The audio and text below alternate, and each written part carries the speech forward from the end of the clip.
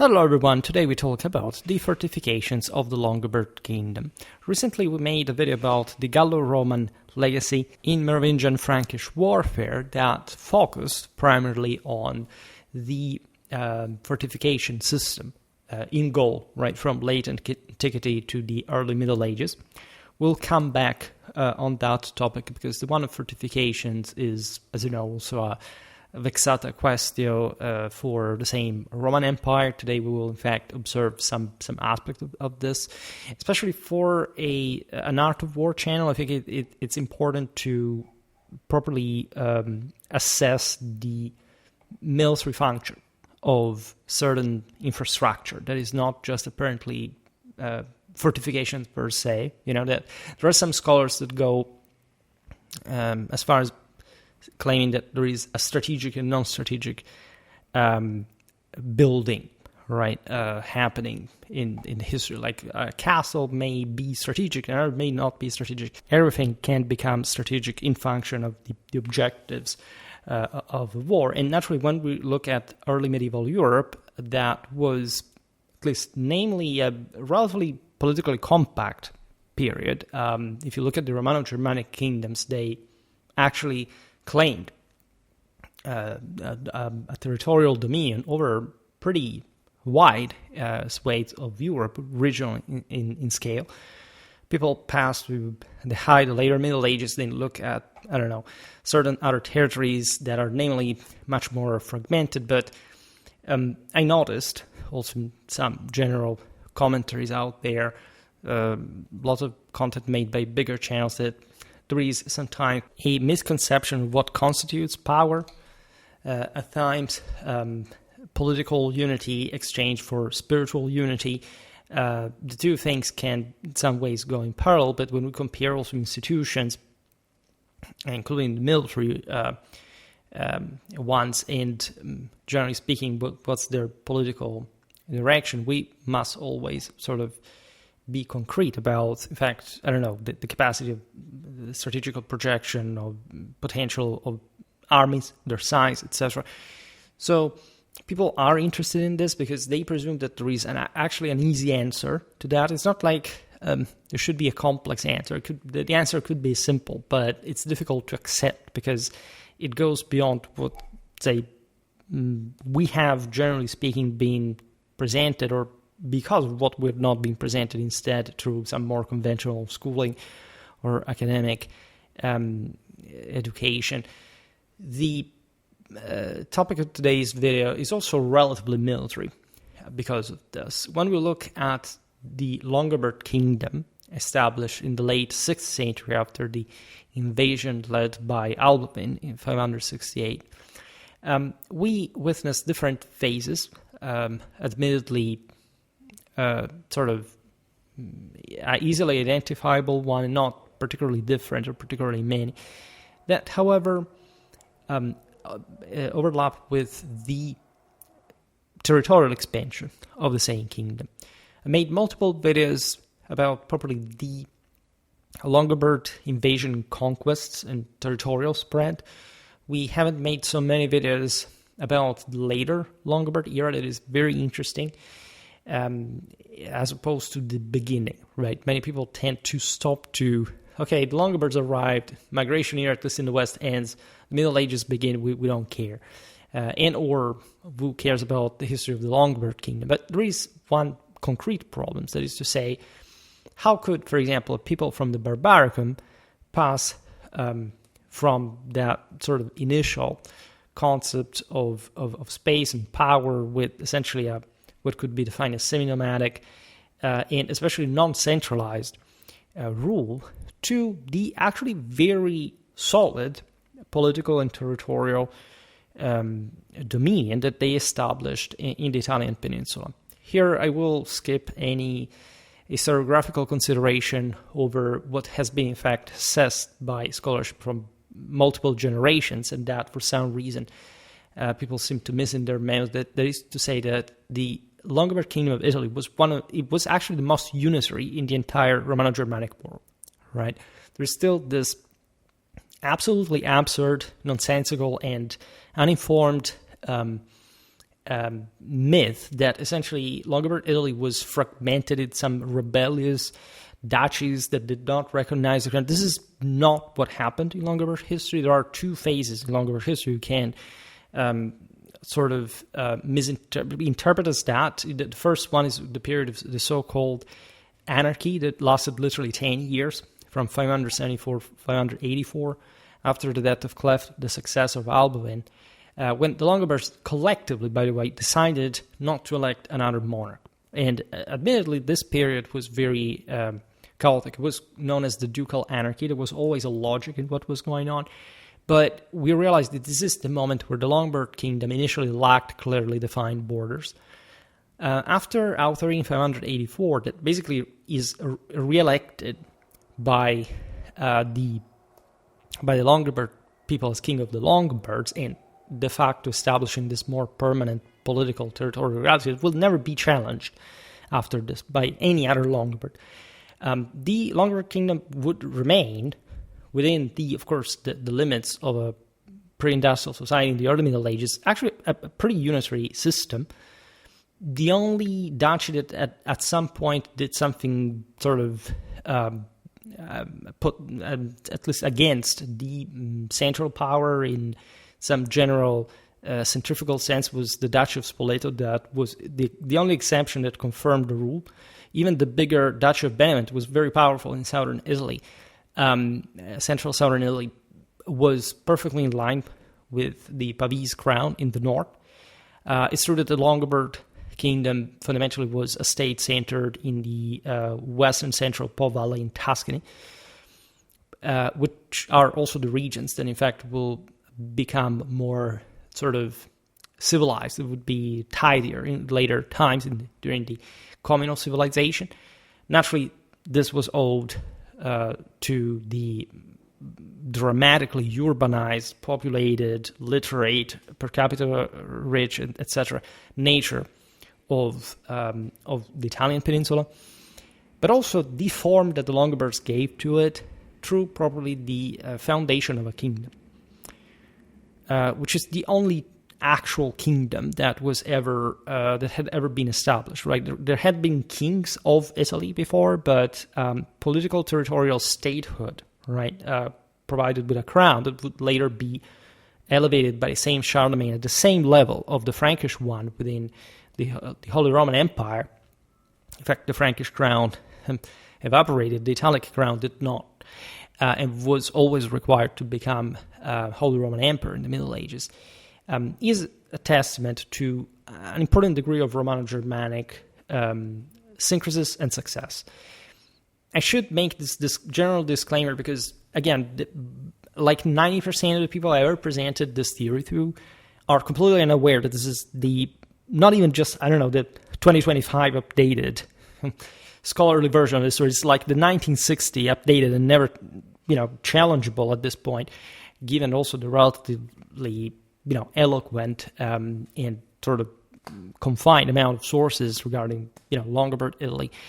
That, therefore, is more like the product of widespread ignorance in the subject.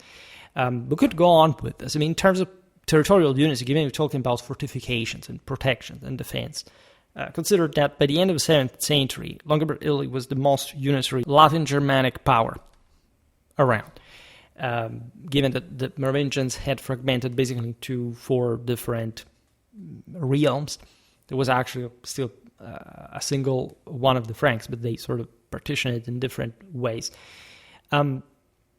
This is important to get a bit more into the question of settlement, right? Because as we'll learn now, there are 2 factors.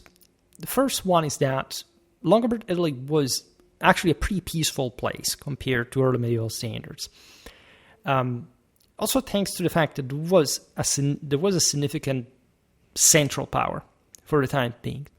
There wasn't any major threat to, say, other invasions. The Longobard one was the biggest of the migration era, was also properly coordinated with the Byzantine Empire that did not react to the Longobard settlement, even though it went out of hand later. There were times at the beginning when the Franks and the Byzantines tried to knock the Longobards out, they invaded the Po Valley. We'll not talk so much about this. We are up to the beginning of the 7th century. the 10th of the 7th century, but they failed anyway.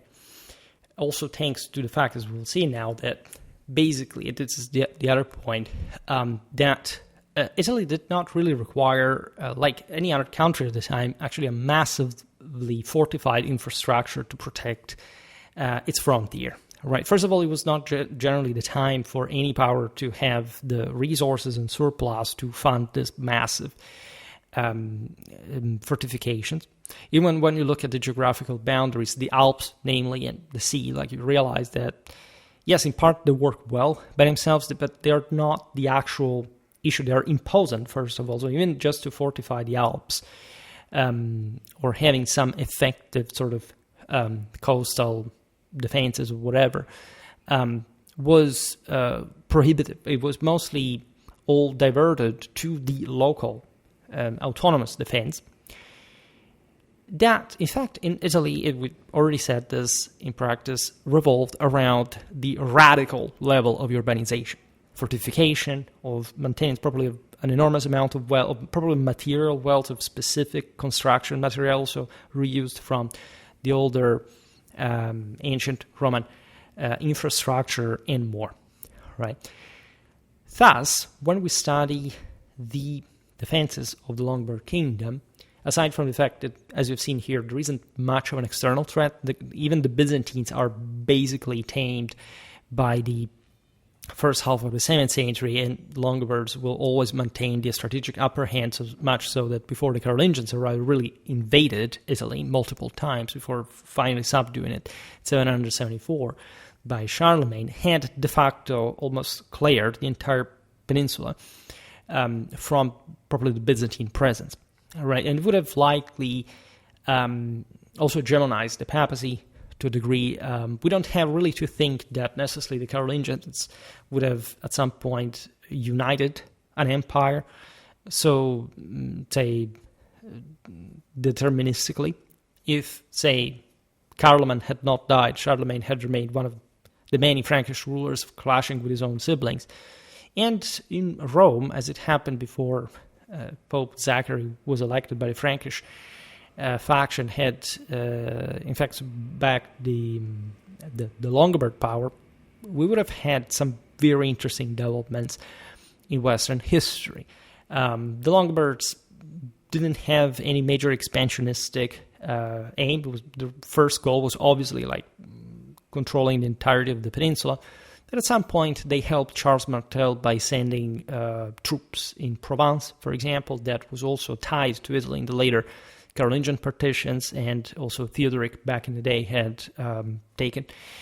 There was also an Adriatic dimension, the Dalmatian coast, that's sort of more complicated because of Byzantines and even the Slavs. But overall, we're talking about an important regional power that obviously organized its territorial control through first the needs of an invading people, in probably the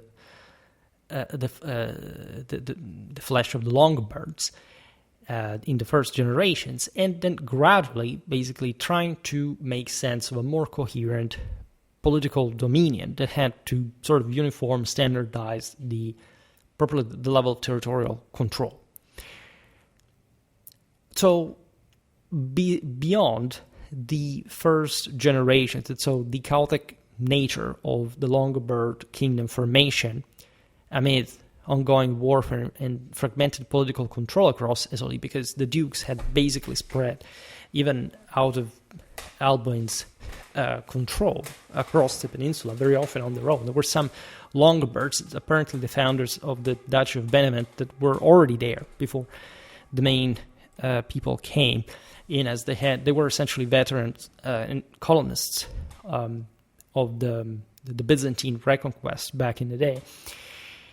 So the picture is complicated, obviously enough, also due to the relatively scarce amount of information. Of course, compared to, Northern Europe, we know everything about what was going on here. The Longobards provide us also with the most important source in Germanistic juridical studies, the rotary edict is quite eloquent regarding the general outlook of the Longobard culture and society in Italy as a territorial state, and especially there, the king was, striving to properly, to fully consolidate, because it had already succeeded, right, in, as we've seen, withholding the Frankish Byzantine expansionism and in affirming itself as an international polity of first order.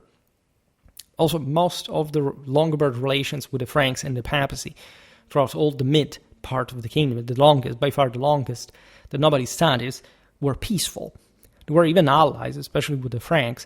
So the need to maintain a unitary control on some continuous infrastructure, for example, in the Alpine passes, would quite not a thing. But it's also such a big place that you must understand it was, of course, pastoral controlled, and Longobard kings would spend considerable amount of resources for the times and places to maintain this territory cohesive, because it's not simply, okay, you settled there, it's done, right? It has all to do with the political stability, unity, and compaction, cohesion of the system, really. That's what the later Longobards lacked, right? Because, if anything, the Carolingians had developed, an exceptional war machine by any sort of Latin Germanic standard of the time. The Longobards probably were not even that different, as we think in terms of military organizations, but they were smaller. They didn't have much of a sort of at the same level of a Carolingian, specifically funded professional backbone, right, of forces. They had their own kind as well, but even before the military action, the Carolingian invasions, there was an obvious political thermometer signaling that also many Longobards were sort of fleeing to France before the invasion, which is also very interesting because it shows that they would have been accepted even that the rest of Longobard, that it was more like what would have effectively happened later, differently from basically any other power that the Carolingians conquered. They would have been integrated in the empire. As I said before, the Italic kingdom was always recognized au pair with the Frankish one by the same emperors that were made in Italy. We will also skip considerations, at least until the end, regarding the papal states and how they were sort of emerging. At this point, we made other videos, especially in relation with the Franks, but there is about this, but there is all a quite interesting history with the Longobards, because those were the first polity with which the Patrimonium Petri had to cope in order to affirm itself. There are some steps in this path. Some have been inflated, such as the Sutri donation. It was simply like, this place had belonged to the Papal States, and the Longobards had temporarily seized that, and then they returned it to the papacy. Normal business, but people said, that's the moment in which the Papal States were founded. Not quite. If anything, it was already normal for them to own something. But we really have to delve much more in depth into Papal and also Longobard history to study that thing. So, at the beginning of our period, we are essentially at the end of the migration era because of the Longobards themselves specifically. And so we're witnessing at this point permeable zones of conquest and negotiation. At the end of our period, we're looking at more structured military and territorial demarcations. Not different from the ones that also the Franks were, for example, to establish at some point. The Franks did not have much of a statehood, right? They were more like a truly militarized establishment, right? A military elite that mostly, and as traditionally, is primarily intended themselves as, the holders of a power over a certain territory. Up until the reaffirmation of a proper European empire, did not spend much time trying to a state, especially through the church and through provincial districtuation of the newly conquered countries. I mean, in Italy it was relatively easy. Think about Saxony. Instead, it probably had even much less than the Franks in terms of that. So there isn't even this enormous difference. It's more about, again, who can hold what. I made some videos about the Carolingian frontier that explain a little bit. Also, the same Italian one, especially in the center and the south, but also in the east, because the Carolingians did conquer Italy, but lost in the process a bit of that sort of fair stretch towards especially the south, etc. The Longobards would have sort of stabilized that over the longer run. The Carolingians consolidated more brutally the center, the north, but they had some complication. The Longobard state sort of collapsed, and so also the Byzantines took advantage of that in the south with some sort of coming back, regardless of the fact that now, especially Rome, passed fully under probably a Western sphere of influence. This was noticed by the same Byzantine chroniclers of the era. I discussed that in the video about the Roman Christian meaning of Charlemagne's crown. Historical sources, such as, of course, the mandatory Paul the Diacon's Historia Langobardorum, emphasize defensive structures. Right? They talk about it, if anything, because you can argue that medieval warfare witnessed a lot of that, and especially the more fragmented the political landscape is in the moment, the sort of more relevant the local fortifications become. Quite important were the Alpine clausurae that would become historiographically more famous for the later Longobard Kingdom, because these were the ones that the Longobard army unsuccessfully exploited in their attempt to hold, in fact, the Carolingian invasions through the Alps. Right, and where they fought properly. The Carolingians actually had massive problems, but managed to bypass this, a bit like the Thermopylae, something like that. And unfortunately, the strictly tactical details, if we're not talking about properly the military engineering of this clausura, etc., there are some archaeological studies, but these are early medieval fortifications. You can imagine. We'll understand better now what they could properly be. All right. So there is all the clausurae, the locks, all right?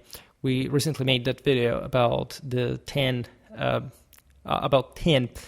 Western monasteries. One is the famous Sagra of Saint Michael in the Susa Valley, probably at the locks, where, again, the Longobards attempted to stop the Carolingians. Really like to point out also one thing that is still mirrored by contemporary political geography, that is to say, still today, France controls the Alpine passes at the border with Italy, properly beyond the watershed on the Italian side.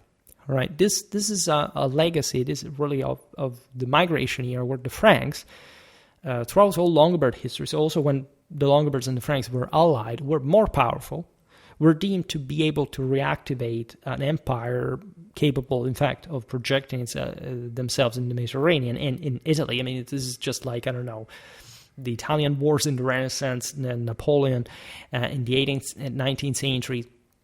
I mean, it's always the same story. A strong France basically tends to hegemonize Italy, at least also in the absence of a strong Germany or whatever. And this means that the Longobards basically did not control, at least on that side, all the Alpine valleys. They controlled just basically the entrance to that. This is different with Bavaria, because the Longobards are stronger than the Bavarians. They are actually a Frankish creation, but they tend to sort of autonomize themselves with the help of the Longobards, that, however, are more powerful, are more hegemonizing. And so the Longobard Kingdom actually controls territory that is from the other side of the Alpine watershed towards, in fact, Danubian side, not the Italian one. And there were actual fights, as we'll learn now, that we can historically document, just unfortunately with some scarce evidence in these properly mountainous areas. There is also like a context you don't often hear, right? There had already been similar issues. For example, when Clovis had destroyed the Alemanni, many of them famously took refuge in what is essentially the territory of today's Switzerland, so we're talking mostly the Alps, that were controlled at that point by the stronger power that was Ostrogothic Italy, Theodoric's Italy. And so there is all a general strategy behind, for example, the Frankish-Byzantine alliance, especially at the time of the Gothic axis and the sort of the pre-Christian one in Central Europe. There was opposite to that. Mostly, in the early Middle Ages, these tensions have sort of de-escalated, if anything also for the lack of actual resources to wage war in a more grandiose fashion. And so also the inherent relevance of the fortifications to counter invasions had reduced itself. We know, by the way, that these fortifications were not meant to actually be like walls sealing the valleys. This is absolutely not what this was about. This was a so-called in-depth defense. All defense had always been in-depth, right? If you read Luttwak, it will tell you that first the Romans created some sort of court-like defense. They passed to the in-depth one. No, right? The defenses were always historically, and still are always in-depth.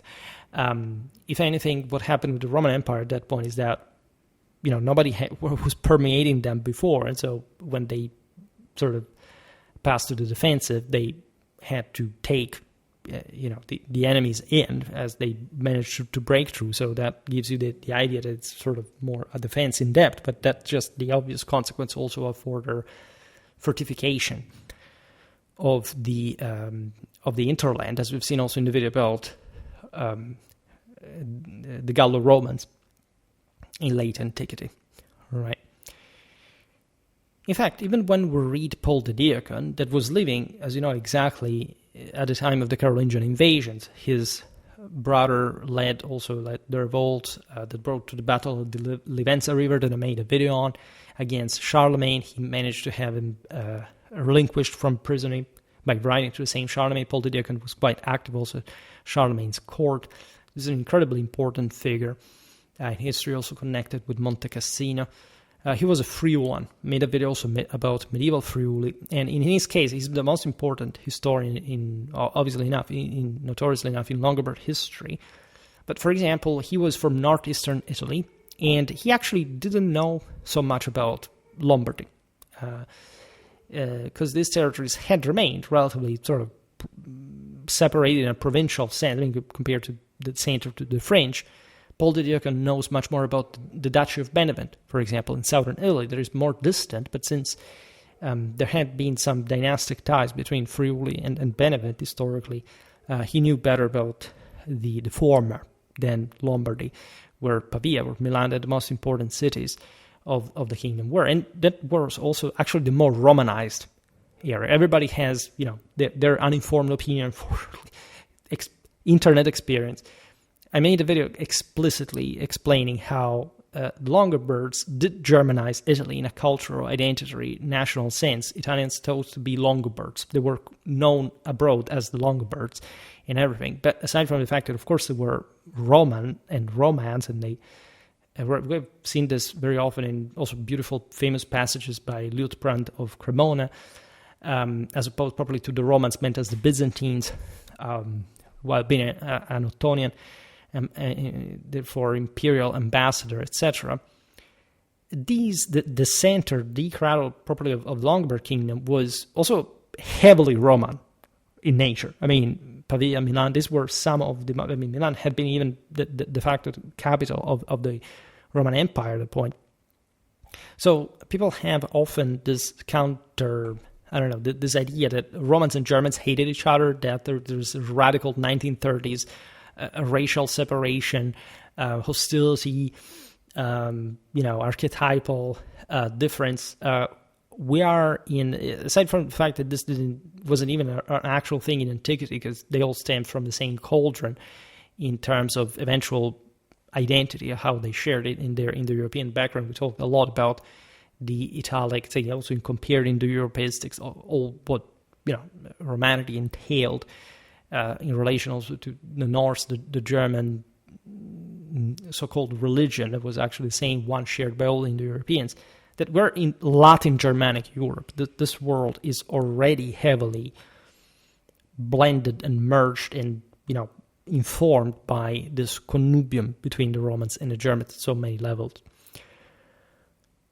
So it's also unsurprising that Paul the Deacon actually doesn't talk too much about the clausurae, the logs, as much as other sources of the time do not really care about that too much. If anything, we have a lot, of course, of warfare going on here and there. We said that Italy was relatively pacific, yes, because clashes were localized, were mostly struggles over who would rise to the throne. Again, nothing of, dukes fighting against one another. This is not France. This is not Spain, at least before it was conquered by the Arabs. This is something very different, much tidier, civilly ordered, and in fact, probably also underrated in terms of military potential. If it wasn't for the fact that, again, the Franks arrived and and destroyed everybody, or at least, managed to tame, in this case, the Longobards, that also had all a history within as the de facto the Italians in the Holy Roman Empire now. And so what actually matters overall, general, as a general historical premise, is all the sort of broader political, social, cultural, administrative, economic, whatever you can think, overlap of various areas rather than barriers as well. This is a topic we've also seen for the same Longobard-Byzantine struggle, right? It's not like from one side you have, the Swedes, from another side the Greeks or the Anatolians. These are basically Italians, and they're very similar one another in administration, in warfare. Even the frontier basically brings to a further synthesis. Italy was, especially after the Islamic invasions of the Byzantine Empire, essentially a very decentralized province of Constantinople, right? The Italians never actually liked very much the Byzantines, the Greeks, so the actual Romans did not really think too much of the Byzantines as Romans as such. And this is also what actually favored the same Longobard invasion, and later also the affirmation of the Carolingian, the Holy Roman Empire. This is another topic, but we have to talk more often about that, if anything, in dedicated videos to fully appreciate the scale of this. Because in this sense, Italy was not passive, all right? It was not just an object of conquest. It was actually the tip of the balance of the entire Euro-Mediterranean political power. So this is evident also in later times. Think about the communes. We talked a lot about them, but there was so much in embryo about this that very often gets skipped, because the idea is that Rome fell and everything was destroyed and everything collapsed in the Dark Age, and then suddenly the medieval civilization sprang out again out of nothing. No, right? There is, especially in Southern Europe, an overwhelming continuity with antiquity at so many different levels. As we were saying in the beginning, the Longobards take over Italy, and they fundamentally make the very long story short, settled mostly in the central western Po Valley, northern Italy. They also swarm across the entire peninsula, following the Apennines and settling a leopard skin pattern all across. This naturally very much complicates the political geography of the kingdom initially. Right? Things will normalize with a widespread Longobard hegemony over time, but there are still the Byzantine garrisons holding there is the papacy.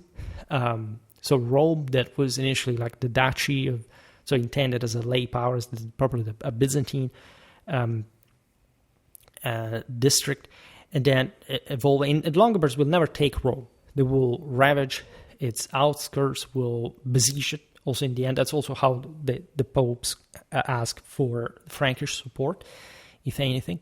As long as Rome, by the way, was not open to the Longobards, because, say, an Agilulf in the early 7th century could sort of lay waste the Roman countryside and deporting the Romans as in chains to be sold as slaves in Burgundy, in Gaul. The later sieges are at a time which the Longobard Kingdom, that is, by the way, is fully Catholic at this point. The Longobards were namely Arians up until, in some case, depending on the single king, but in this sense, not, because we don't have any evidence of actual religious persecution, as actually for most of other namely Arian powers at some point. That's yet another story, and again, I'm sorry that we can't fully develop this, but otherwise we would have to make an 8 hours long video, and we can't do that because this is already as long as it gets. And so a fully sort of presentable institution, internationally speaking, that wanted, if anything, to simply seize control of Rome and having a papacy aligned with Pavia, essentially. However, the initial phase, especially the central and partially also southern Italian political geography, is more complicated in the early period. The Po Valley, again, is easier to conquer. The Longobards have to, or at least that's where most of the Longobards enter from the north. Since the beginning, they settle in large groups, but they have to fight also in there with the Byzantines, but more than the Byzantines, actually other Longobards that initially settled as federati of the empire, and in fact were widely used in the meanwhile in the Balkans, in Armenia, etc. And they were also rising to, one became general of Thrace, for example, and he was buried in Ravenna, for example. So there were also other Germanic elements within the Longobards, by the way, Swabians, Thuringians, right? There is a lot of Agilulf, for example, was Thuringian, etc. In any case, the Longobards, by the way, maintained the only functional case of elective monarchy ever. Other element, people say, no, because they didn't have a dynasty, they had to elect a leader, they were rebellious. No, right? It was as smooth as it got, and especially the general pattern is of, okay, they elected that king, we elected that king, okay, we obey. More on, again, Longobard civil, administrative, juridical history, because if one does not study that, cannot understand why Longobard Italy was basically the single most advanced civilization in Western Europe, and how the sort of the barbaric stereotype of the bloodthirsty Longobards is just a complete sort of perspectival distortion stemming from lack of any sort of historiographical awareness about Longobard history. The Alps are the most obvious boundary of the kingdom, aside from the sea. This is also a land frontier, terrestrial frontier, which means that historically it had, of course, been fortified. There is all a Roman, could look at the Romano-Italic legacy of fortification. Throughout old late antiquity, Odoacer, Theodoric, the Longobards, etc.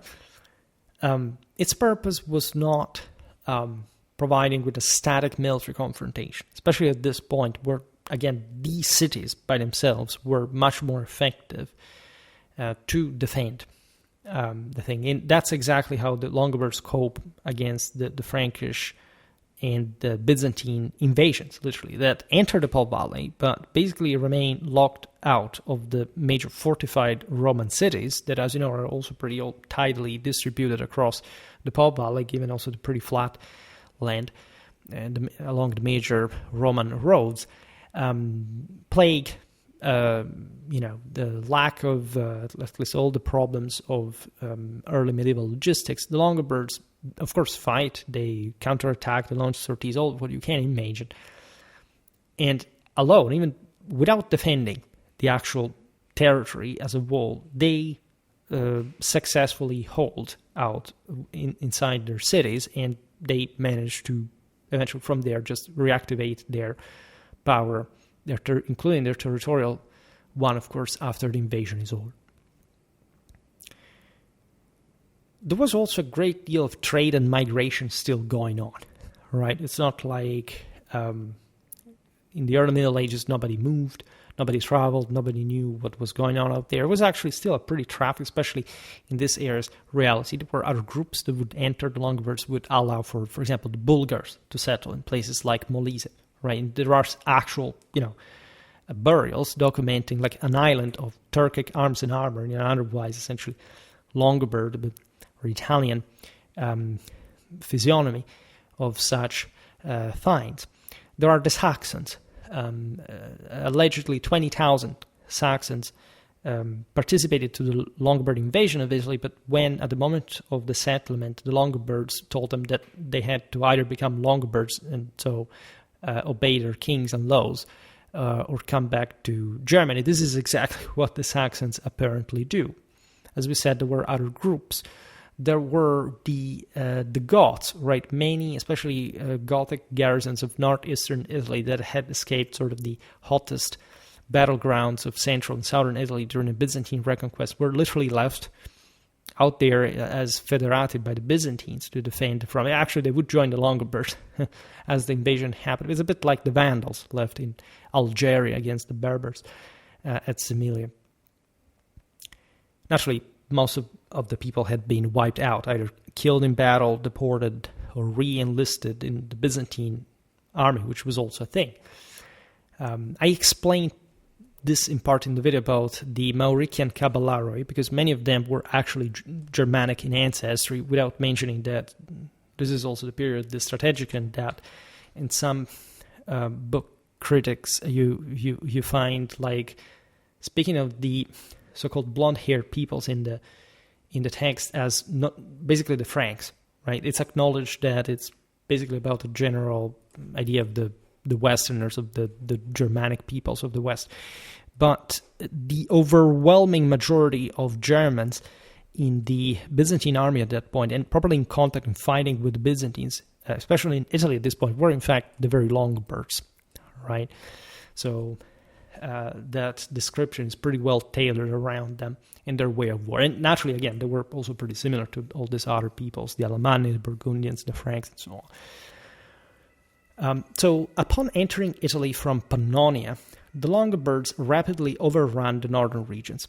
This happened because there was no Byzantine field army to wait for them. Again, there is no explicit evidence for this, but given the general reaction to this invasion, namely the fact that the Byzantines did not do literally anything, right? In Constantinople, everything remained fine. There's no news of wars, etc. We think, as it's likely at the time, that this migration had been negotiated with Constantinople, who thought to create probably a buffer state in northern Italy to counter the Merovingian expansion, which was also the other big elephant in the room behind the Justinian Reconquest.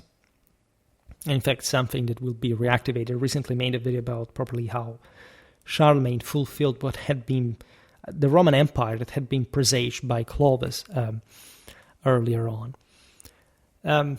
So the Longobards settled in. I talked about this in other videos, so here we don't do it in great depth, but you can find all the info, hours-long video about each of these topics. Conquered basically most of the Pau Valley cities, right? There is this notion that they sort of had to struggle to do so, but there is no actual evidence for it. If anything, the same chronicles information that Pavia was besieged for 3 years seems to be just a stylish literary mirroring of Theodoric's 3 years siege of Odoacer in Ravenna. So not to have the Longobards look or sound less. Consider that here the Germans were radically obsessed and galvanized and hyped by the entire situation. I mean, Dietrich von Bern, Theodoric of Verona, was one of the greatest eras, as you know, also from the Nibelungenlied of the Germanic sagas. Alboin was also so. There was all a competition behind the great accomplishment of what had happened. And there is no doubt that the Longobard take over northern Italy were, by the way, with Verona, Pavia, Milan. We were talking the largest cities of the empire at the time. We made some videos about this, explaining how actually during Justinian's time, the biggest cities in the empire were not in the east, they were in the west. And this is often overlooked. And there is a level of incompleteness in this migration that had, again, probably just to be confined to the Po Valley. For example, the Longobards in the moment do not fully subdue the Byzantine-held coastal areas of Liguria and Veneto, right? So the places like Genoa, the Venetian lagoons, the latter always remain independent until Napoleon, even though they had namely been Roman, Byzantine. Rotary, later on in the first half of the 7th century, will take over Liguria. All right. The Byzantines in general maintained their coastal grip on Italy. That's the most important thing they do. Right. They have a hell of a navy that the Longobards don't have, nobody actually has at the time in the Mediterranean. But they also just controlled the fortified cities of the Italian coastline. That's mostly the pattern. The wide majority of the Italian hinterland, together with the wide majority, in fact, of Italian demographics, is taken over by the Longobards and becomes, in the sense, Longobard. Because juridically speaking, that's how eventually the entire population is assimilated to. And the Byzantines remain typically, again, just like the Greeks did in their colonization. They wouldn't venture much beyond like a few tens of kilometers from the coast. And don't get me wrong, because we've seen it also in other videos. Of course, the Byzantines maintain some important hinterland, but they're more like corridors, single cities. In particular, the one connecting Rome and Ravenna. The area around the latter being still today known as Romagna, that is Romania, because of the exarchate that, again, was not much of a Levantine presence, just alien to the local landscape. It was actually pretty autonomous, decentralized polity that, in fact, at some point was also against other Byzantine parts of the same. And some Longobards were also against some Longobards, etc. At some point, the Longobards of Tuscia will shield the papacy from the Ravenate exarchate shenanigans. So we're talking also pretty brutal stories, given that especially the emperors in Constantinople thought they could simply brutalize the popes at their will, while the Western spirit was a bit different from the Eastern one, and that's also why the Byzantines failed. Not even in that long run, but in the medium run. So the Alpine clausurae / locks, particularly those that we mentioned in the Susa Valley, where in fact the main Frankish invasion would occur, emerged as critical choke points for different reasons. They were historically linked to the 4th century Roman Tractus Italiae circa Alpes. That is literally that part of the inner Roman frontier defending the peninsula from the incursions of mainly the Germans, but also, again, this happened against the Huns, etc., that tried to infiltrate from the north. Needless to say how permeable this at some point was. There were different peoples who marched into Italy during the migration era. And so, as always, the fortification without a field army of support does not hold, but it's probably not meant to, right? As also, it's not really a physical wall that prevents anyone from crossing. We've seen it also in other videos about the Roman so-called limes, was actually called munimentum at the time. And it respects that logic of a defense in depth. What matters is crushing the larger enemy armies, which you do with armies of your own, if you have them. Otherwise, you have, in fact, the conquest by these peoples. that settle in these places for good. Already, by the way, well sort of served by the general Roman infrastructure, supply system, because they're peoples in arms, by the way, so they're quite sort of militarily minded. And this is true also for the Longobards that obviously took control of the most important parts of this fortification, but often, at least in the beginning, where they had still a sort of ducally independent mentality, a bit as lords on their own. Again, this is not so dramatic like, I don't know, in other parts of Europe, because the Longobard Kingdom, as you explained, actually recompacts things pretty quickly, right, under a single rule. There is also, however, no actual reason for, say, the king in Pavia to go knock at this or that duke door all the time to say, well, this is mine, because in many ways defending, especially the Alpine arc, was somehow aligning with everybody's interest. All right, for example, northeast of Italy, we remember before, the so-called Austria. It was a bit like the Frankish kingdom. It was the Neustria. This is the same name in Lombardy, basically, and just like in the western part of the Frankish kingdom, and the Austrasia of Italy would be Austria. This one was more still sort of archaic, more Germanized, more traditional, if you want.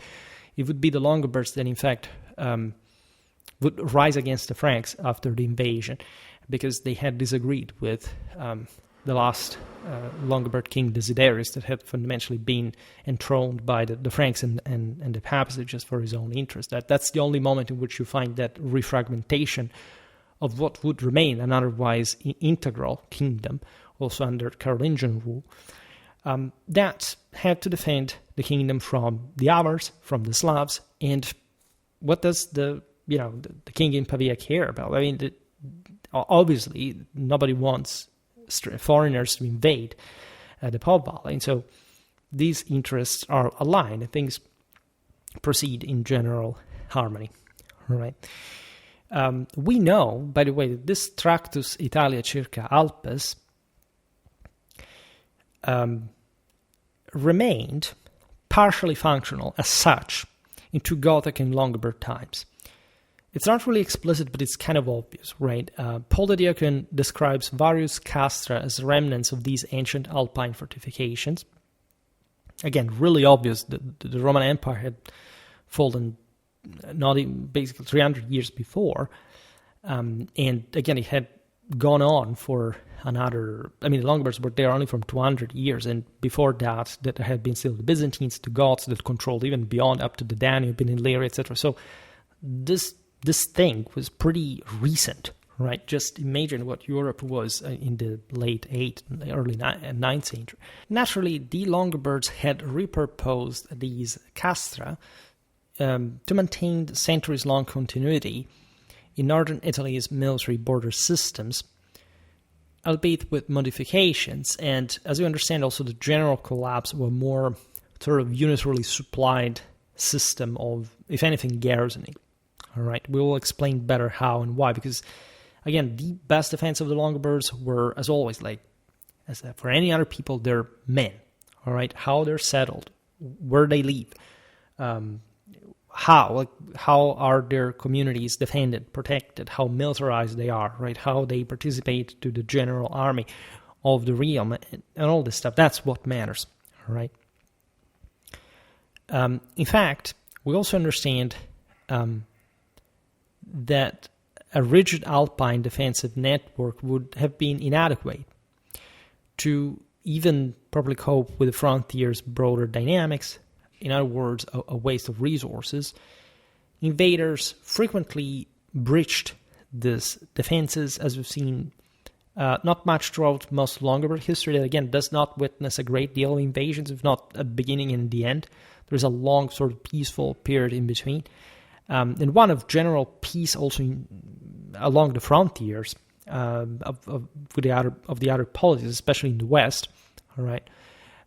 However, we reflect on the fact that this had been the same Roman strategy to an extent, and or at least the way the Germans had been settled themselves to come to rule and defend Italy in that sense. Think about Theodoric's Goths, Alboin's Longobards, that, according to the sources, entered Veneto sine aliquo obstaculo, so literally, as we explained before, likely probably invited by the Byzantines, all right?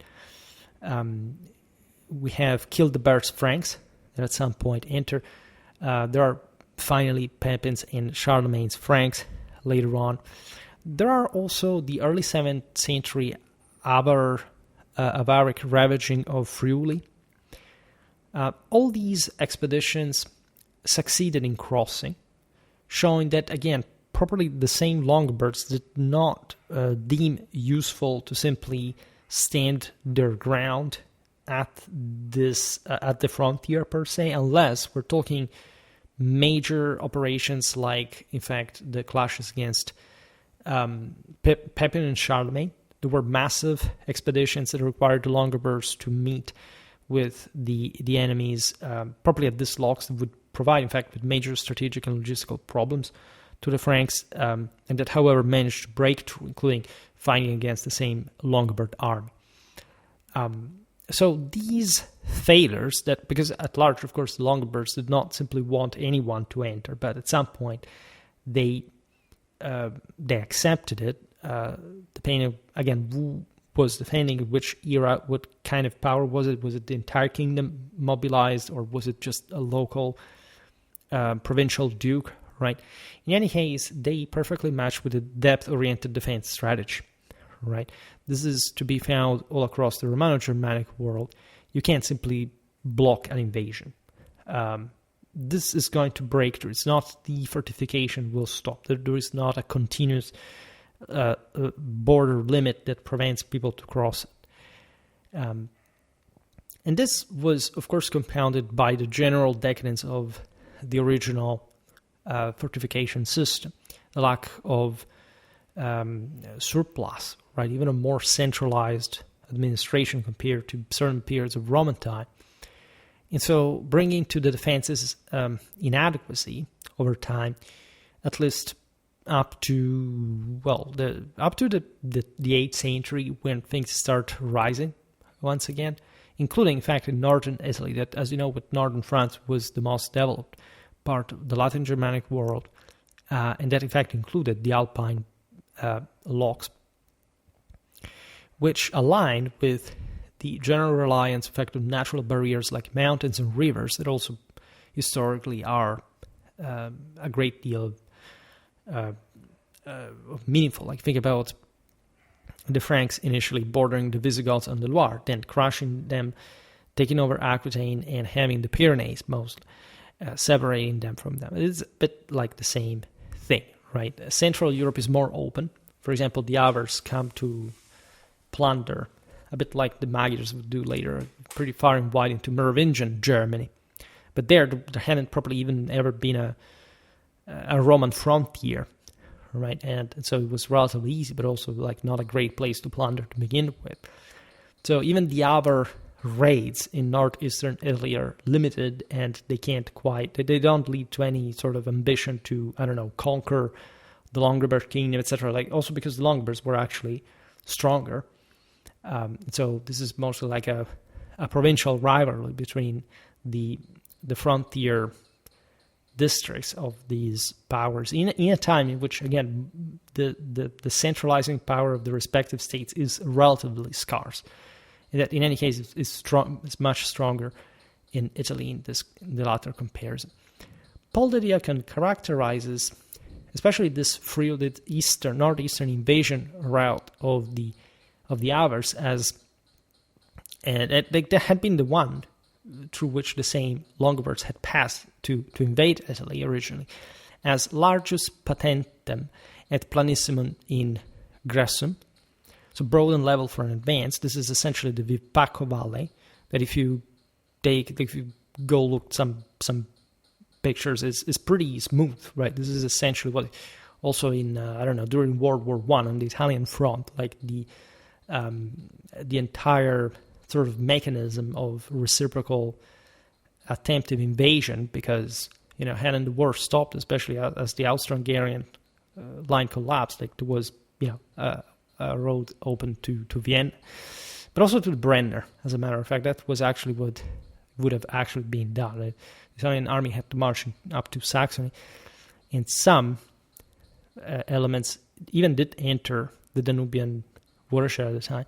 In any case, that's another story. But if you're interested, just because I made a video about the Strafexpedition, and so the Battle of the Altipiani, that is the largest mountain engagement in history. Well, if you have an idea from the pictures of the actual nature of it, the Dolomites, the northeastern Alps, that are really something.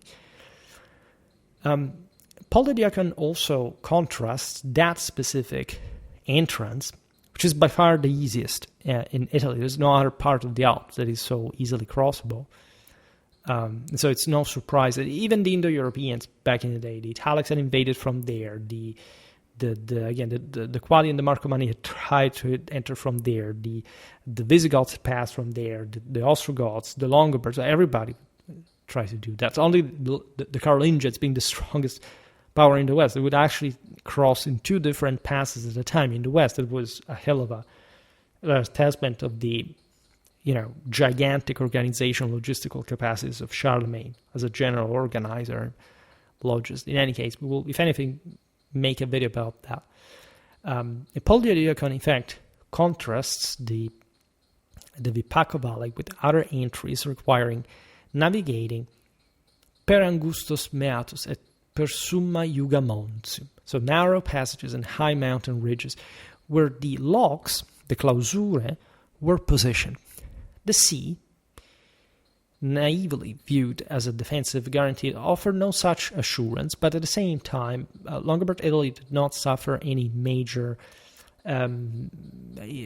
piratical even activity. There were some, the Slavs in the Adriatic were active. They caused a Volk at some point, but again, at a really local level. The Saracens mostly hit Sardinia and those places, and also in Carolingian times, the Franks from Italy had the upper hand. If anything, we'll have to make a video about the Count Boniface of Tuscany. That is a hell of a figures in terms of naval warfare, a sort of relatively unsuspected era where we also think just, Europeans were suffering the so-called second invasions and not taking the sea. They did take the sea, and there is a lot in Ambergand about the Italian maritime republics over very few centuries later. In any case, late 6th century examples, looking at probably the time of the Longobard invasion, underscore the limited effectiveness of these locks, late antique castra. Right? They were likely in ruin also after the Gothic War, the Justinian pandemic. They were not historically meant properly to stop any major entrance. If not with the support of a field army, the latter wasn't there. The Longobards entered, there was no problem. Likely, they were settled. Gates were open, literally. Returning from a campaign against the Burgundians, the Longobard dukes Zaban and Rodinus stayed at Susa, held by the Byzantine Magister Militum Sicinius, quote, a parte imperatoris, so literally from the side that, as we explained before, was controlled from Gaul. So what was understood in some parts of Burgundy that was very Romanized is still part of the empire. In fact, this Magister Militum controlled the Susa Valley. That instance is famous also because the Longobards at that point had collectively not much. I mean, the elite, the establishment had an idea of what Italy was. But again, think about a Germanic mentality of the 6th century AD coming straight from Central Europe. They had fought in Italy. They knew what it was. It was not new or strange. Again, they traveled the world as war bands, whatever. However, the dukes that had just entered Italy did not really have that, okay, let's settle down, let's civilize kind of mentality. They were excited by loot, by plunder, by adventure, by their errant, chivalric lifestyle. We know that the Longobard forces that marched into Italy with Narses back in the day were not just quite indisciplined, apparently, but they were also served as heavy cavalrymen by some servants, like squires.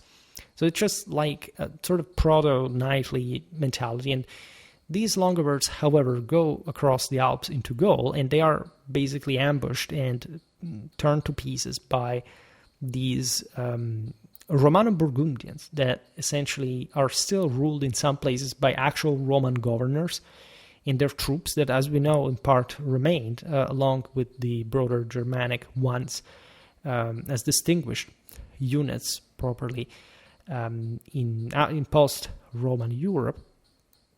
And so that adventure was cut short, right? And so it was admittedly an exception. It would have happened multiple times that we don't know of. This is documented, but in general, the Longobards also quite obviously stick to Italy as a general horizon of political and territorial domination. Despite a decade of Longobard presence as Byzantine foes, Sisinnius had maintained his post, balancing between Longobards and Burgundians under the patrician Mummolus orders. That is the guy that had actually ambushed the Longobards, indicating no urgent need to eliminate his stronghold. So basically, and this is yet another interesting notion, is that regardless of the Longobard initial devastations that hit, however, and this is important, only the lands still held by the Romans, because they want basically to seize them. So the ones garrisoned by the Byzantines or some other official that decided to pick up arms, like as we've seen with Mummolus, against the same violences. There was a big deal of Byzantine. It's a big deal. I mean, some local imperial, let's say better, garrison, because it's not like the Byzantines all came from, again, the Eastern Mediterranean. Some of them were just local Romans, local Italians that were just recruited by the local. Maybe the leaders were, that they came from different places in the East, but in practice, this was just still, Italy as a land on its own, and still coexisted with the Longobards, maintaining their own garrisons as islands at this point within a Longobard lake, so to say, and not actually escalating. In fact, the most striking and famous example of this is deep in Longobard territory. The island in the Como lake, which is actually pretty small if you look at it. And so you wonder even how they survived there, just fishing or whatever.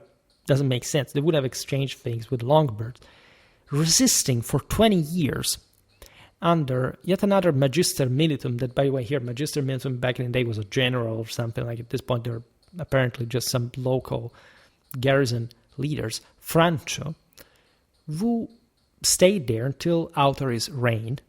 So 20 years of Longobard presence, and this guy held out in this pretty small island in the mid of the Como Lake, presumably coexisting with the Longobards, though. Like, that accepted to trade, to be peaceful with those, still having that community living entrenched. You see, Procopius talks notoriously about those aforementioned Roman military units that were revered even just because of their professionalism, the fact that they inherited their craft from generations of military service and professionalism in the Roman army and so on. And that here we treat as, this was a clash between the Longobards and the Byzantines. It was basically the same thing, right? The Longobards settled all around. There were these islands of imperial control that still thought that at some point the empire would have come back, which was also, we don't know how these territories were eventually absorbed, maybe also with violence later, but because if anything there was a Frankish Byzantine comeback, and so further violence escalating. But at large, we can imagine that it was a generally peaceful coexistence most of the times, because the Longobards did, and in fact we don't have any evidence of this, nor documentally nor archaeologically, like any other people, would not destroy the places where they were to settle in. In fact, the great clashes between the Longobards, the Byzantines, mostly did destroy a lot of places in Italy, but because of the aforementioned, let's say, the sort of fragmentation of the Longobard settlement, creating this pretty, say, confused and fragmented frontier that was sort of bringing this various settlements in the midst, sometimes also Byzantine power, and constantly fighting, reigning, whatever, just over time sort of normalizing, right? Emerging powers imposed this chaotic control, often ignoring isolated outposts like this, which rendered uncoordinated frontier fortifications ineffective. This level of blending also rendered uncoordinated frontier fortifications redundant, right? Because after the Longobards in particular, as we've seen, there wasn't much of another invasion threat.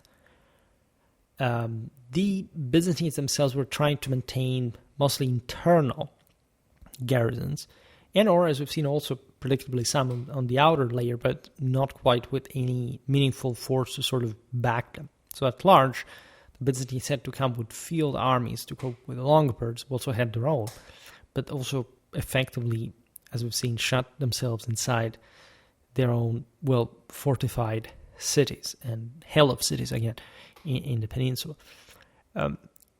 Thus, the paradigm of the Italian defenses changed inherently.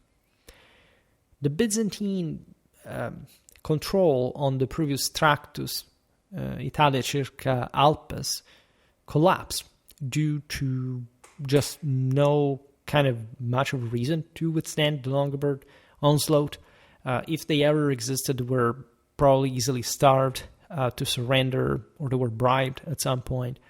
We know this, for example, for the non-castle near Trento, which surrendered to not the Longobards, but to Frankish invaders during the 574-584 ducal anarchy, that, if anything, was, again, the decade in which the aforementioned Longobard fragmentation was exploited also by other northern raiders, marauders that had already, as you know, the Alemanni, the Burgundy, etc., had descended against Narses under general Frankish guidance, and it crashed in southern Italy, because they thought they could. And also during the Gothic War, the Franks had entered Milan. They had done different things that are also often not remembered, but that had highlighted also properly the need to settle the Longobards, as the defenses of Byzantine Italy would have sort of collapsed otherwise,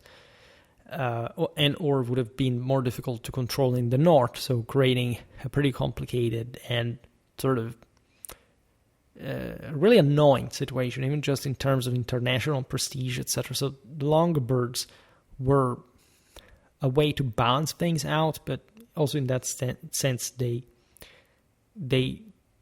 turned out to be a bit more complicated to manage than previously expected.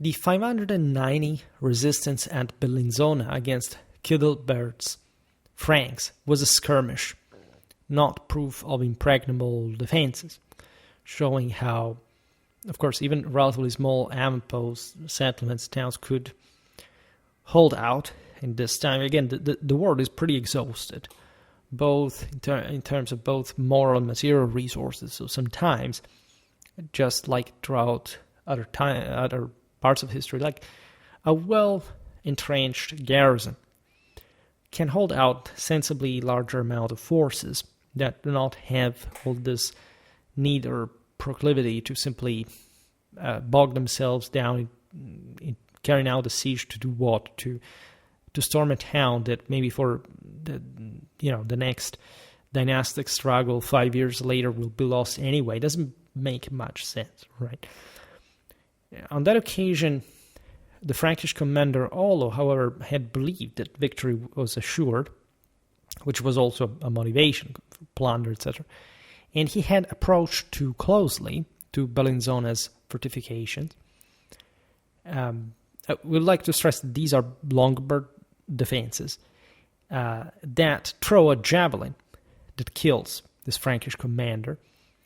And after this, the Longobards ambushed and decimated the Frankish scattered looting troops in the surroundings after a sortie and the deployment of other hidden forces, showing that, again, this land was not to be infested, had not to be harassed. So it's a case of successful defense. Again, this is not a major invasion, but it still shows that the Longobards knew how to defend themselves. And after all, as we were already mentioning, the Longobards withstood the much larger late 6th century Frankish incursions, not by coordinating their urban defenses. This is something that later on, for example, the Lombard League will do against Frederick Barbarossa. There are lots of similarities in that regard.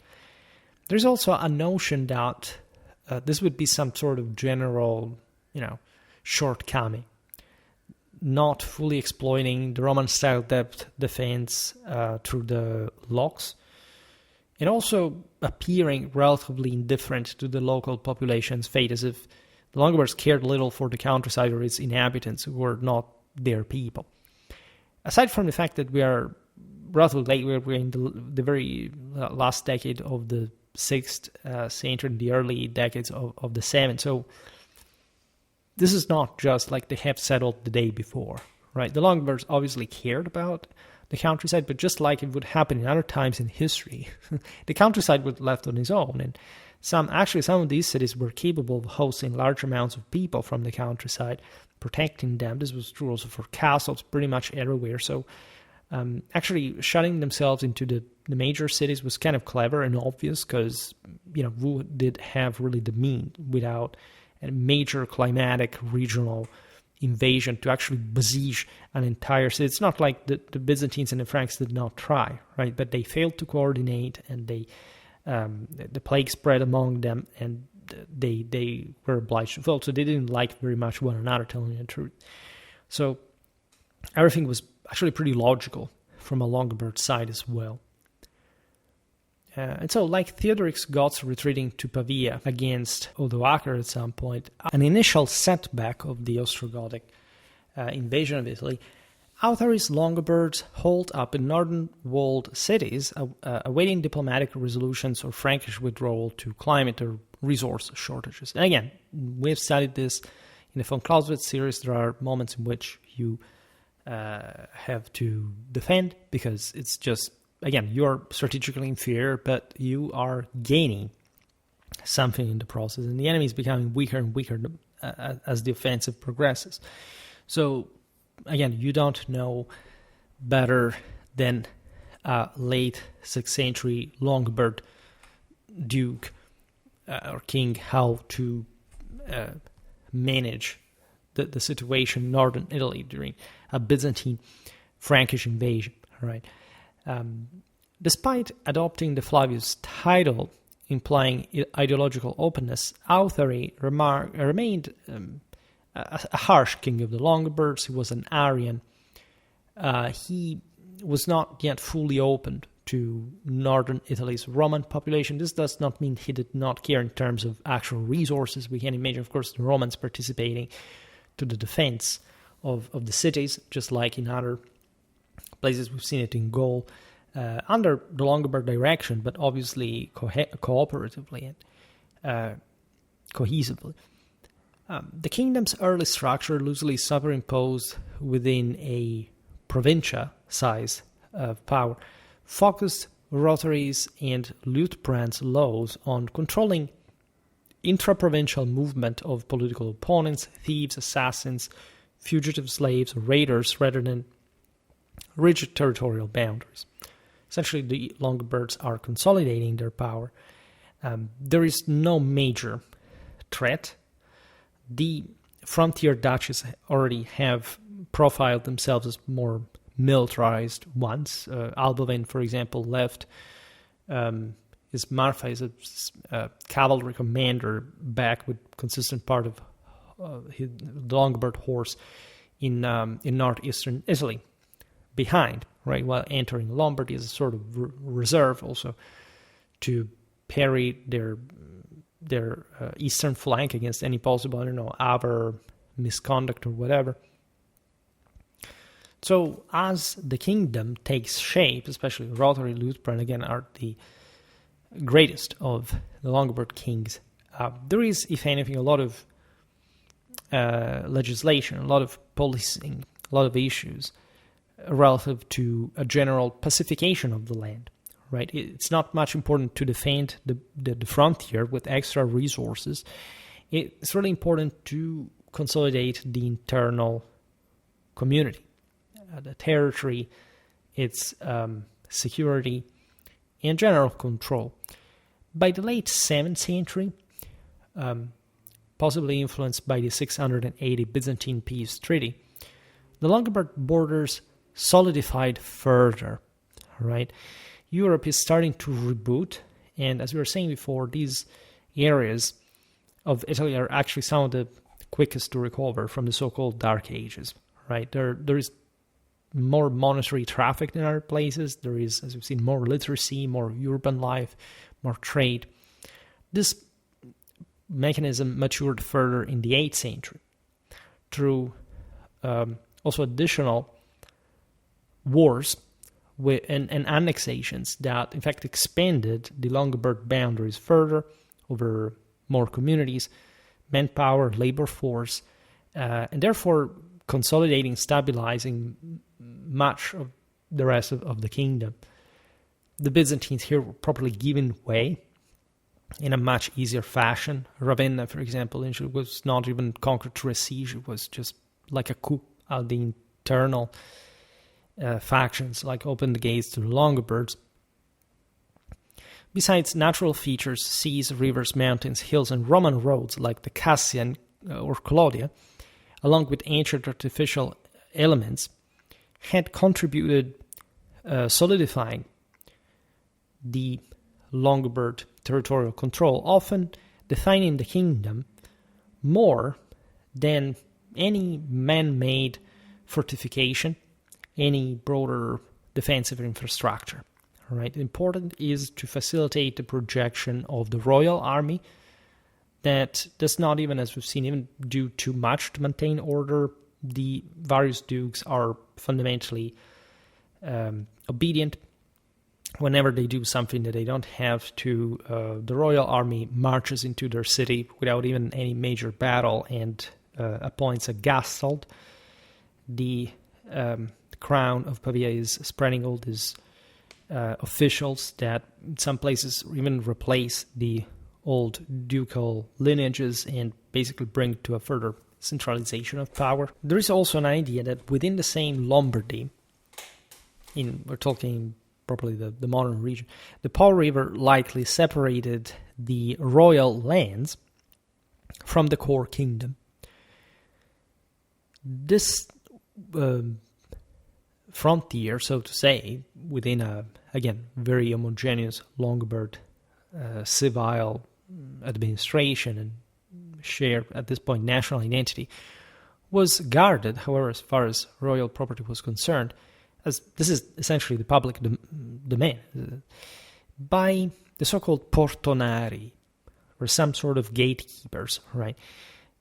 Since we know that from the 7th century Longobard laws, they were very careful. If you ever have the chance to read the Rotary's edict, do it, because it really opens your eyes on what 7th century Italy, but Europe in many ways could and would be at the time. And it shows like relatively, in some ways it's a violent society. Again, there is still sort of private justice, judicial duels, all this kind of stuff.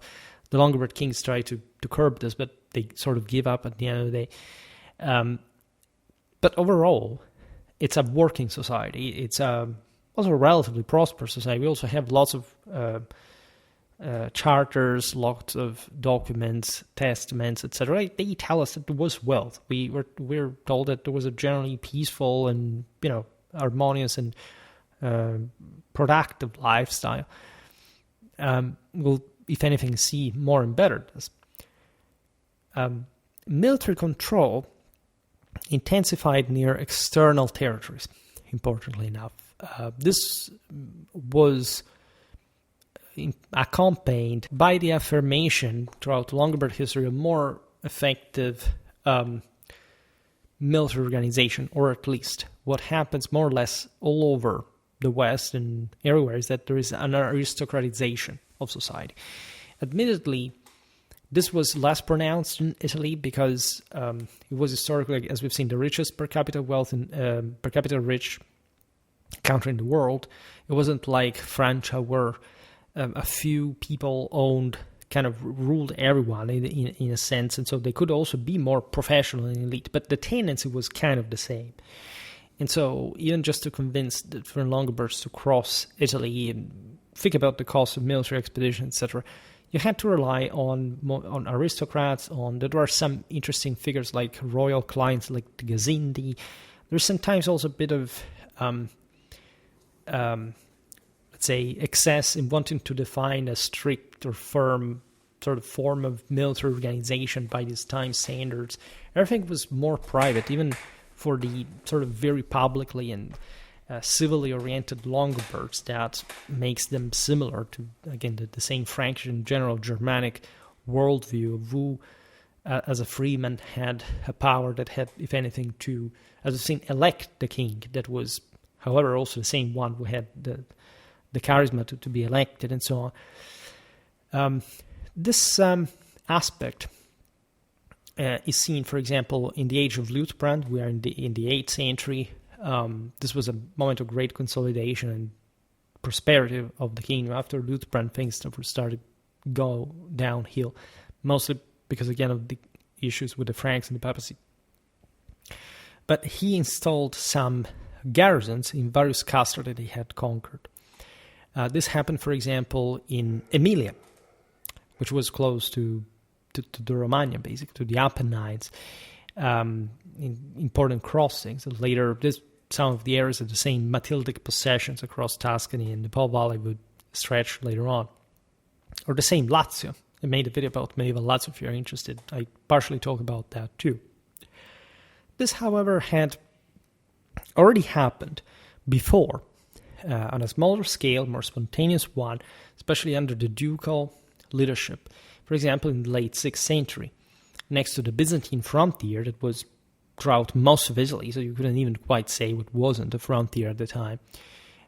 This is noted by George of Cyprus. It's a Byzantine source, speaking of this Longobards settling as military colonists in some frontier castrum. All right.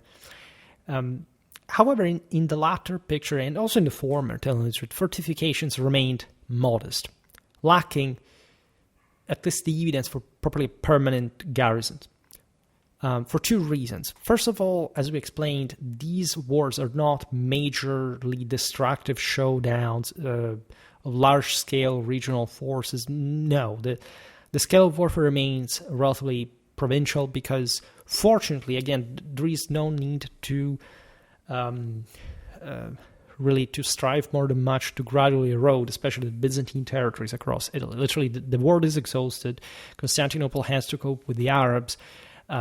Italy is gradually owned by the 40s. Basically, the Byzantines throw in the towel and say, okay, well, Longobards, what you have taken more or less we recognize to you. Now let's sort of stop hostilities. And the Longobards are even fine with that. They're not hurrying for that matter.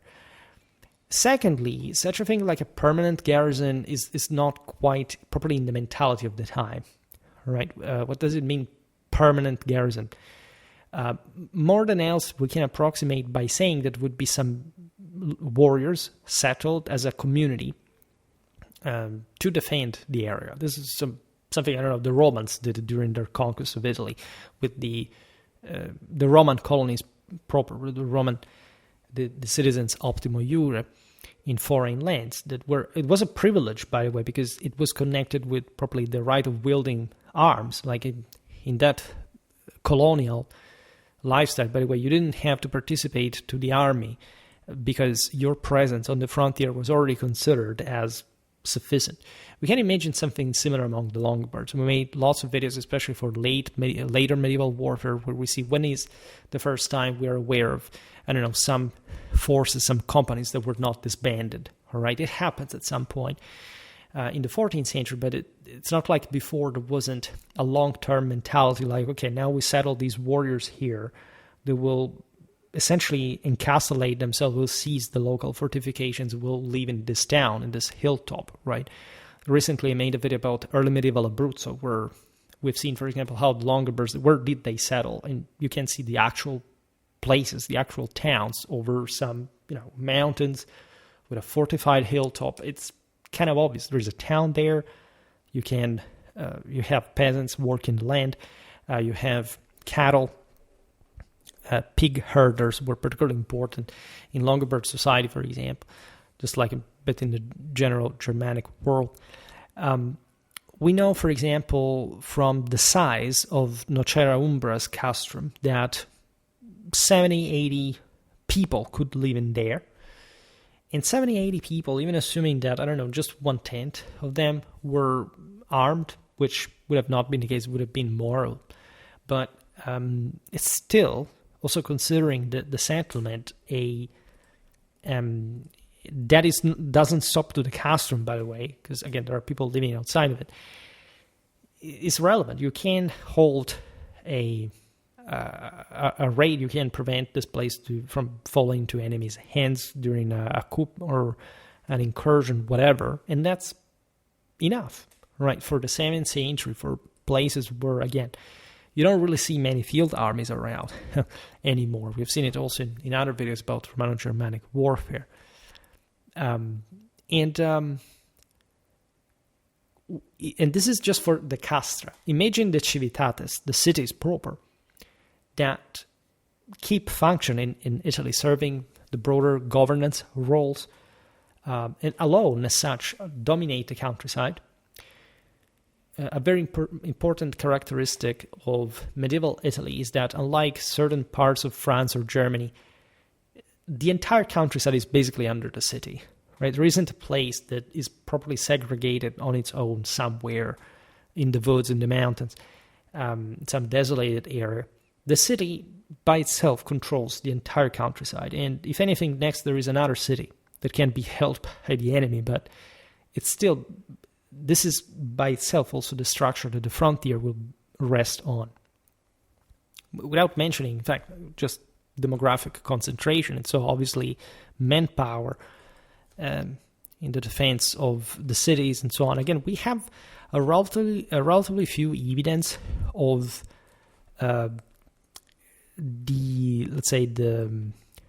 for example, garrisoning continuity from Roman times, like for Gaul. But this is not much a problem of actual presence or not, right? This is rather a matter of properly how the entire culture was. Like in Gaul, you have still this bishops descending from senatorial families that write histories in a more unitary fashion.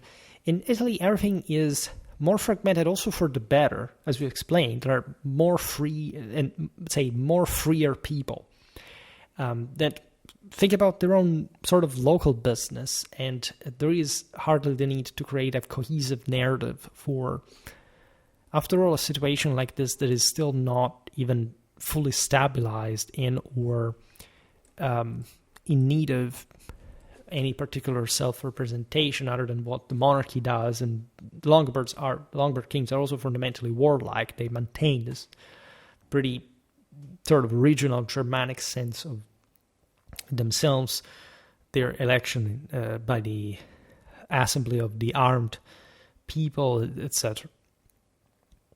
In fact, in some ways, the Longobards are more primarily traditional than other Germanic peoples in the West that are more Romanized. The Longobards are intensely more Romanized, as we explained before. They're possibly the most Romanized by definition. I mean, they're in Italy.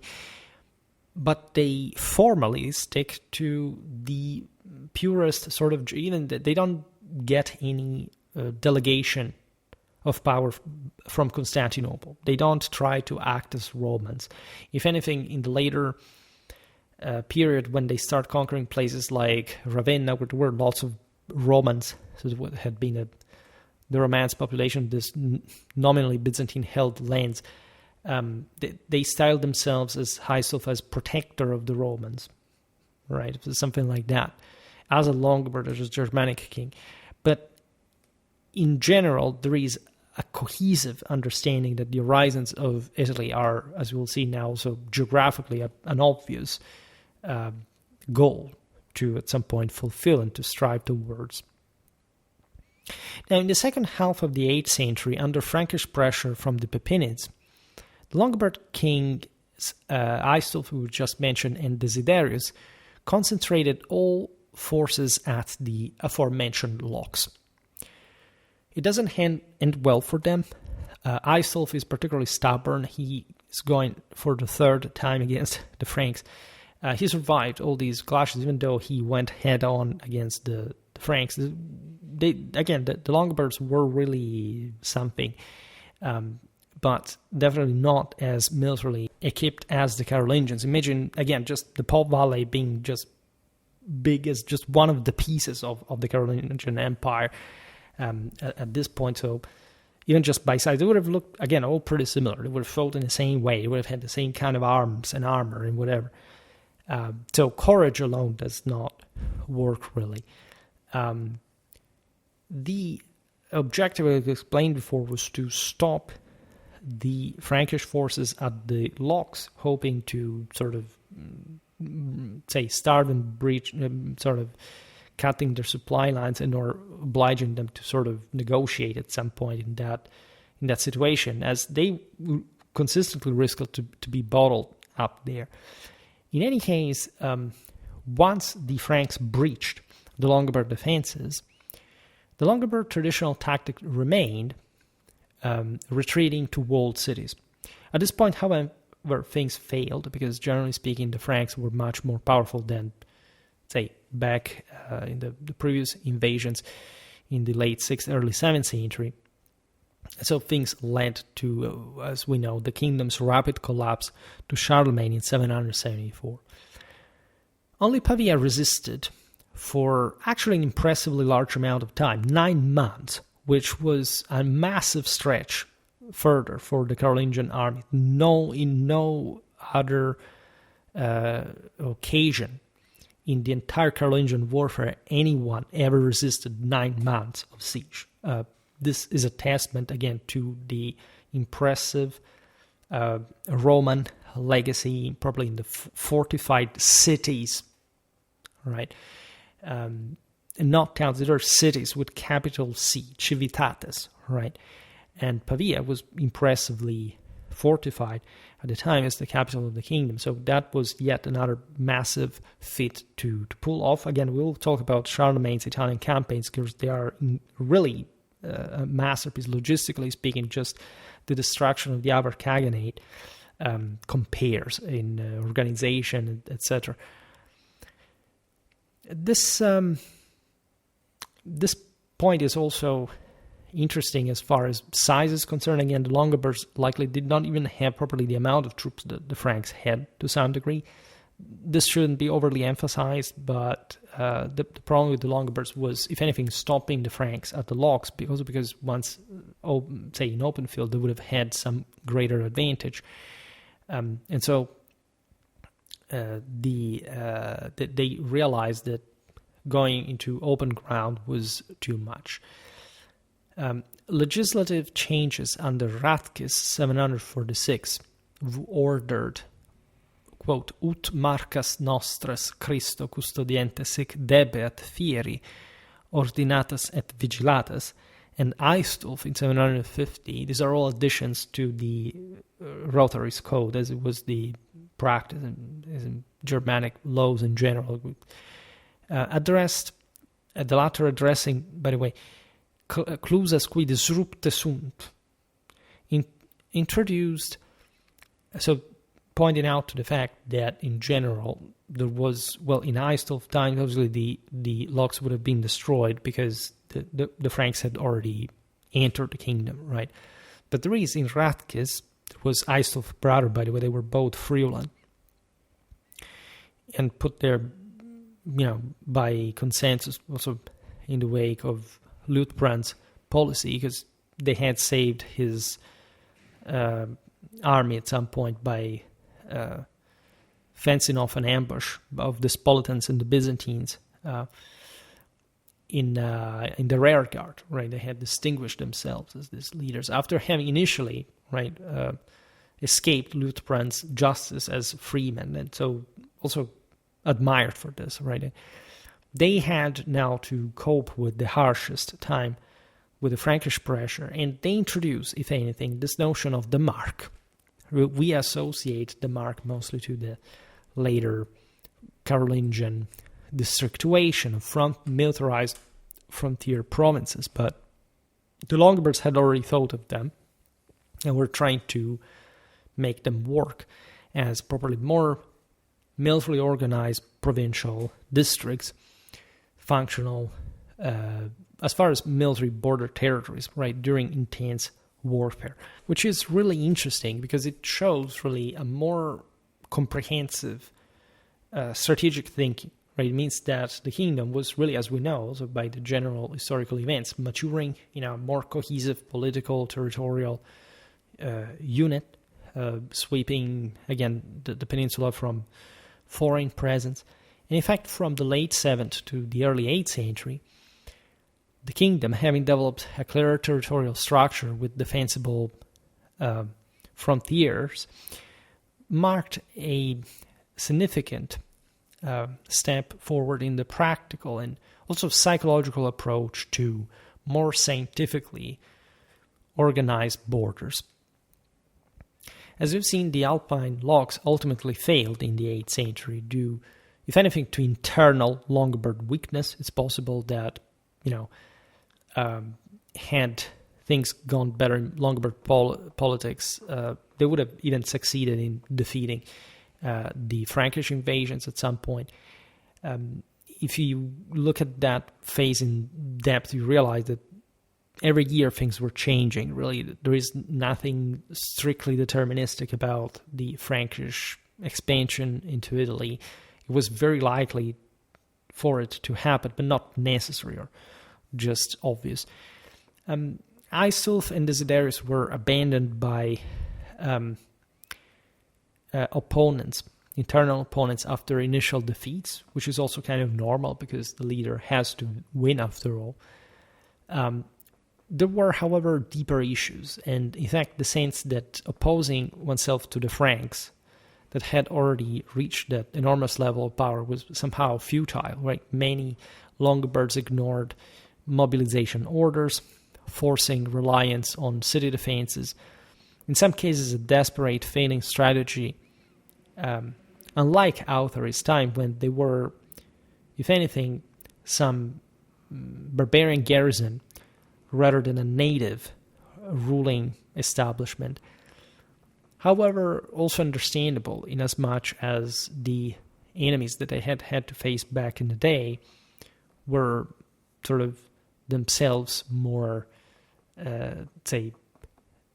superficial in their approach to the general strategy.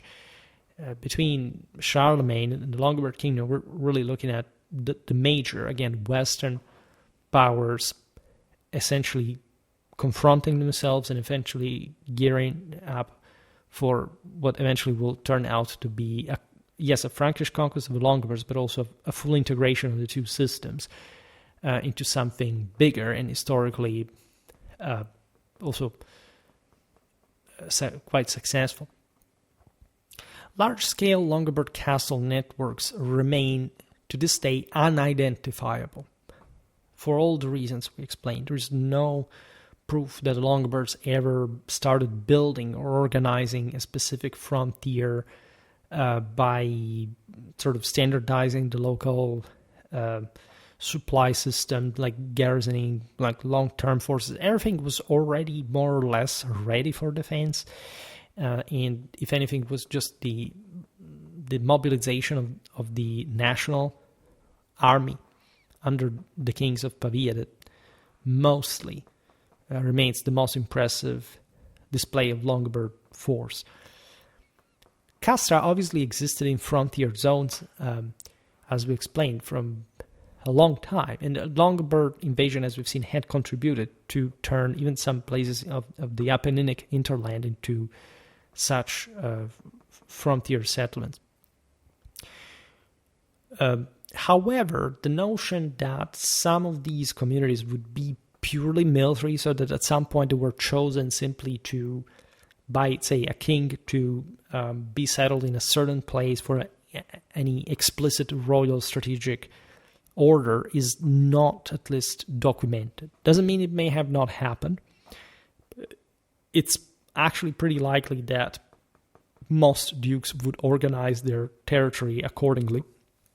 So settling various clans in crucial strategic positions with, in fact, this marked military function, warlike mentality just by origin. Remember, especially in the early generations, the Longobards come from the Barbaricum. They have a very aggressive and very violent mentality. They're habituated to that. They're a populus exercitus, all right, as this appears also in their legislation.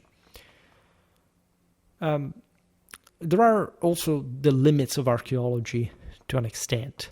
Archaeology is very important for especially the early Longobard phase.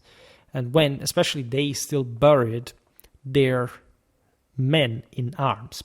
Later, this already from the second half of the 7th century basically doesn't happen. That often is normal with the full Catholicization or general, subsumption in the Roman fabric.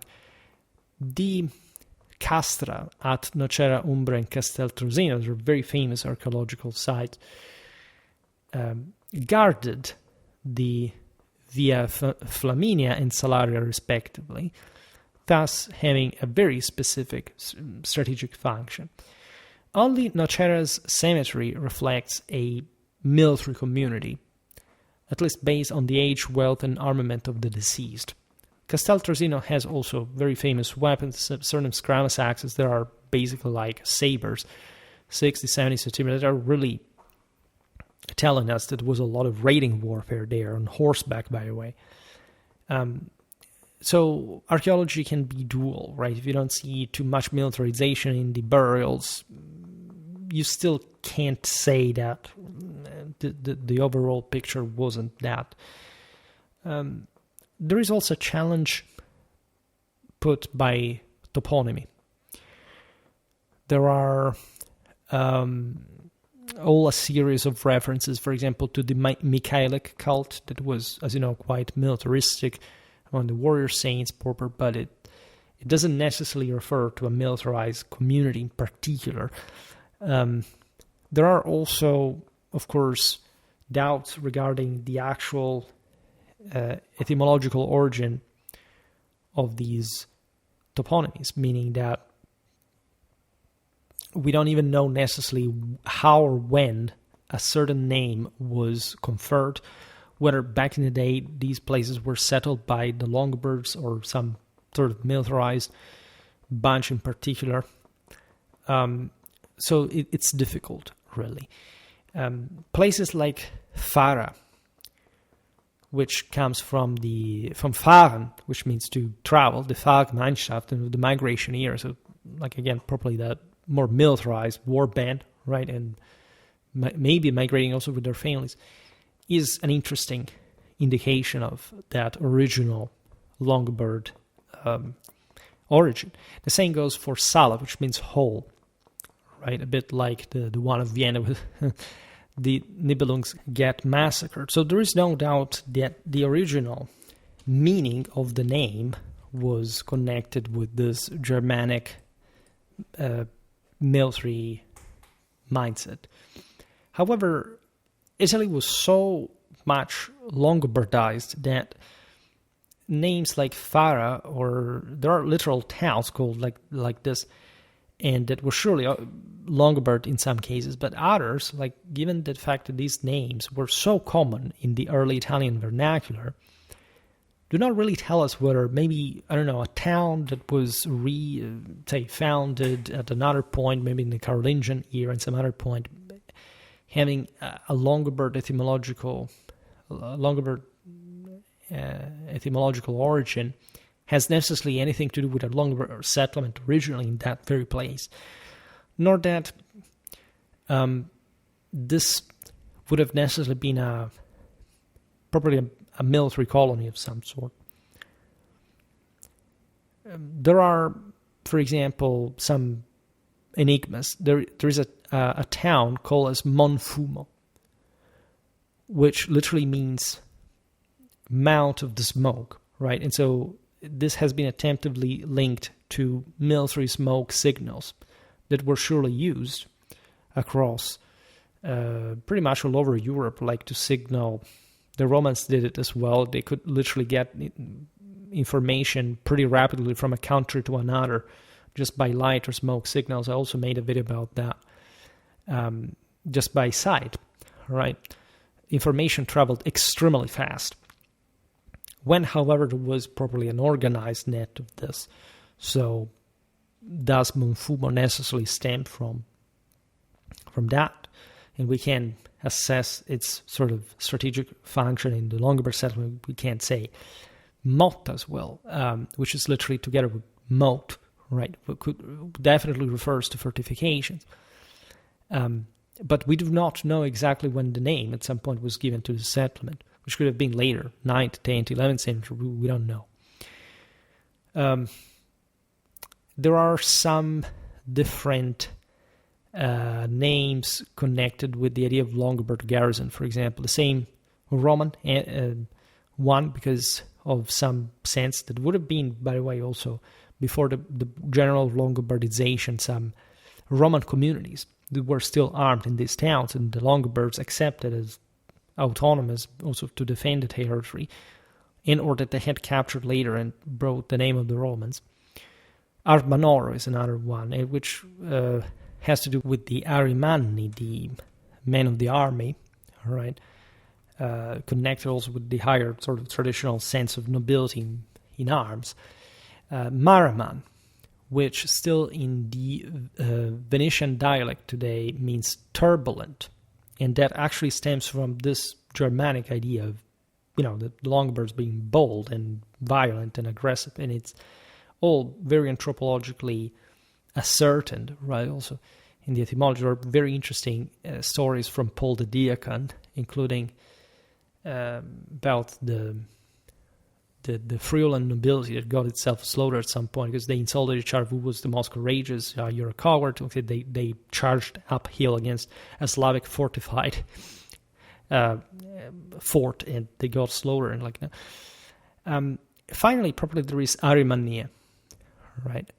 So some scholars used to see the toponyms, such toponyms, as connected with harsh military outposts of some sort, which surely would have been the case in this quite brutal early medieval times. You can imagine, really, the Byzantines or the Longobards at some point looking at each other at, kilometers of distance from a hilltop to another, and their fortified towns with still the relics of some, ancient classical temple turned into church, collapsing fortifications restructured because of this new raiding frontier lifestyle, etc. So it is really that violent, and this was an incredibly violent period. But we unfortunately can't track exactly the full pattern, even of some provincial settlement at a time. So you can't be incredibly sure of an early medieval settlement in some towns scattered all over Italy, literally thousands of them. The Ligurian frontiers at some point were seized by the Longobards, especially under Rothari, as we've seen, that therefore carried out a more uniform occupation. He also tore down the Genoese walls, sort of pacified the area, avoiding also the Byzantines to sort of make some sort of maritime incursion at a point by surprise. We know of Arimania in this context of Longobard expansion at the detriment of the Byzantines. So surely some Longobards would have been settled at that point once various settlements would have been conquered. There are some references to the Bulgars and the Gepids that, as you know, the Longobards somehow subsumed and resettled at some point in Italy.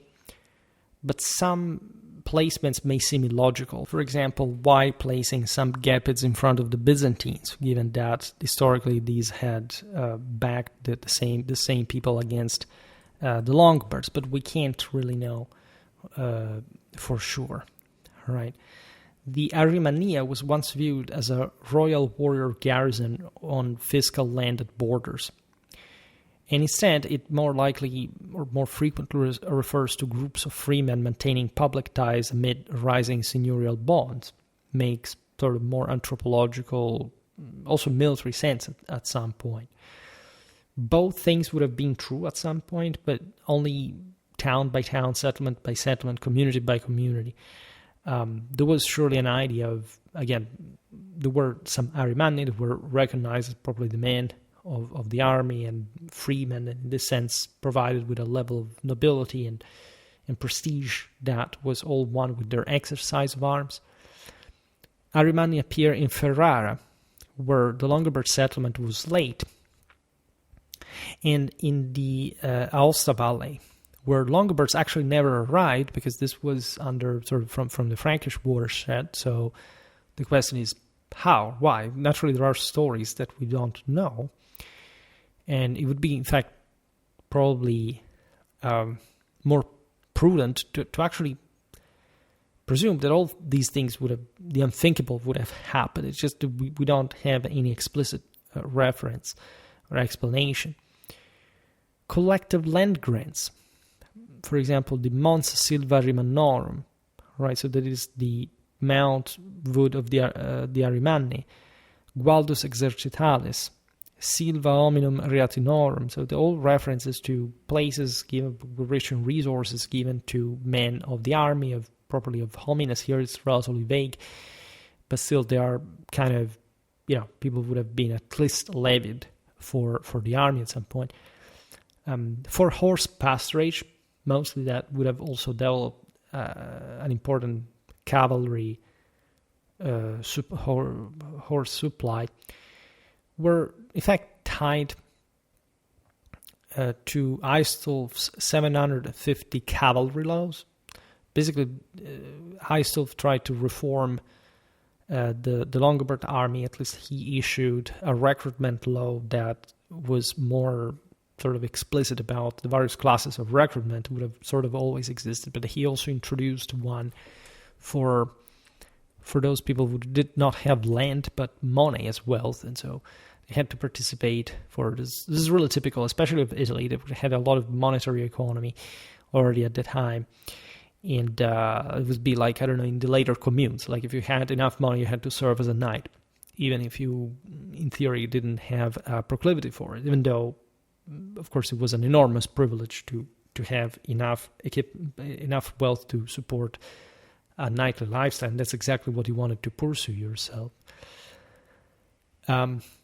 So here the picture is different in different social ways, and I explain it in other videos about Longobard Italy, but we have to be a bit more proper about it. And these apparent horse pasturage privilege was conferred by Aistulf across the whole kingdom, not only to frontiers. So again, what mattered was Longobard manpower across the kingdom, its internal cohesion, rather than some specific location. For example, some of these names appear also later. For example, in the Valtellina, 918, in Piacenza in 815.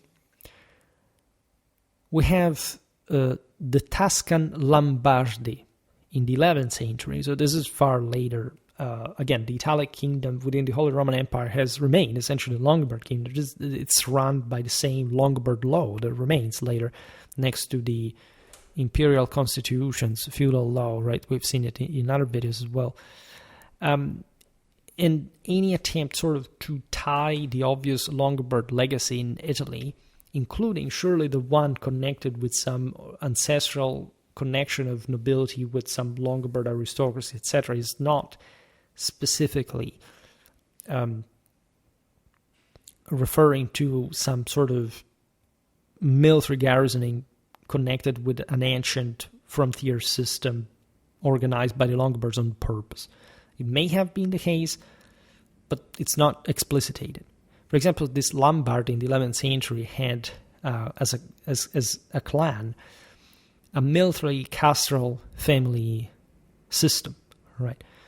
But there is no evidence that this had a specific frontier connection, even despite seeming ideal for defending Tuscia against central Italy's Roman lands at the time.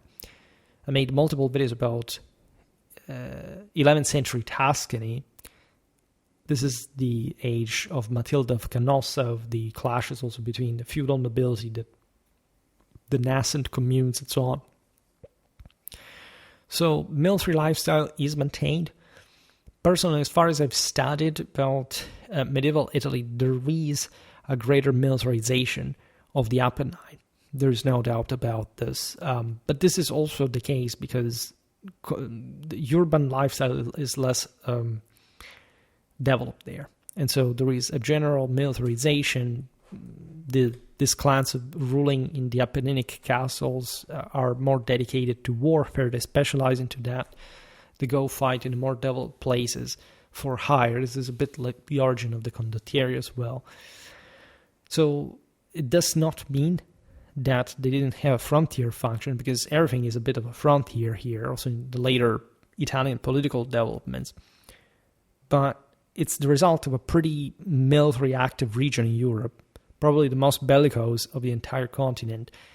But in this sense, beyond some older royal fortificatory organization at some point in the history of the kingdom. Besides, we know something about territorial disputes in Longobard Italy. Some were very intense, but they're not suggestive, in fact, for this reason, of the presence of a well-defined border. For example, the most famous one, which is also beautiful in the history of law, is the clash during the 7th century between Arezzo and Siena. These are dioceses that are fighting against their boundaries, and we have an extensive royal inquiry, which was carried out. Literally, we have the witnesses speaking, saying this land belonged to this, this one belonged to that, I know this and that. This tells you how dramatically advanced, civilly, juridically, the Longobards were. We're lucky to have this kind of documentation. But it's not a coincidence that it came from Italy. The same goes for the dioceses of Lucca and Pistoia. Lucca is a treasure of early medieval documentation, because its archive literally dates back to then. And so these issues align ecclesiastical and political boundaries, impacting the identification of political circumscriptions tied to these dioceses. Of course, the diocese was not the lay power. We do know, of course, that in the Longobard Kingdom, just like among the Franks, the bishops were to go to war. We have actual testaments of some Tuscan Longobard bishop that had holdings in Corsica, for example, that had to leave for the army, summoned by the king. And this is beautiful because it really tells you what this whole world was about. But we don't have any evidence of an ecclesiastical principality at this point, outside of the Papal States and also in other parts of the Romano-Germanic world. In other words, the church would have stayed the church, and the army was managed by kings. A mid-7th century Parma-Piacenza dispute, a rare case involving political administrative divisions, was resolved by seniores homines, so some elderly, understood in a sort of charismatic way, and porcari, which are the aforementioned hog breeders, that were quite, again, estimated people, because they had this enormous skill, managing this enormously precious resource that the pigs swine were really in early medieval economy. And these men are called to identify ancient markers in the countryside, revealing a socioeconomical interpretation made separation difficult and somehow artificial due to prior mutual rights. In other words, naturally, Parma and Piacenza are bordering Roman cities and districts. We do not know of any specific boundary. These places were Lombard from a very early era. And so in between, there was likely no kind of boundary, and these people are just basically eyeballing, just out of their knowledge, what pertained to whom, specifically the cities, their district. In Sabina, in 781, so this is after the Carolingian conquest, Pope Hadrian I's Terminatio of the Patrimonium Sabinense, donated in fact by the same Charlemagne, used seniores testes annorum plus minus centum, testifying at St. Mary Fornovo's altar before imperial envoys Iterius and Maginarius, on quomodo antiquitus ipse beatus Petrus sanctaque nostra Romana Ecclesia eundem detinuit patrimonium, distinguishing in the process the Longobard Sabine that was Reate under Spoleto. The Duchy of Spoleto made a video about that. I explained a bit the matter, in fact, of the frontier. In fact, from the Roman Sabine, the Sabina Romana, that was from the side of the Patrimonium. So basically, here we find some, again, general witnesses to like this imperial-papal relation, witnessing to the boundaries of the papal Sabine and what is now the imperial, the Carolingian one, but that back in the day would have been the Longobard one. In fact, belonging to the Duchy of Spoleto. That was, as we've seen, also not just a later feudal repartition of the whole Roman Empire, but also an original Longobard Duchy.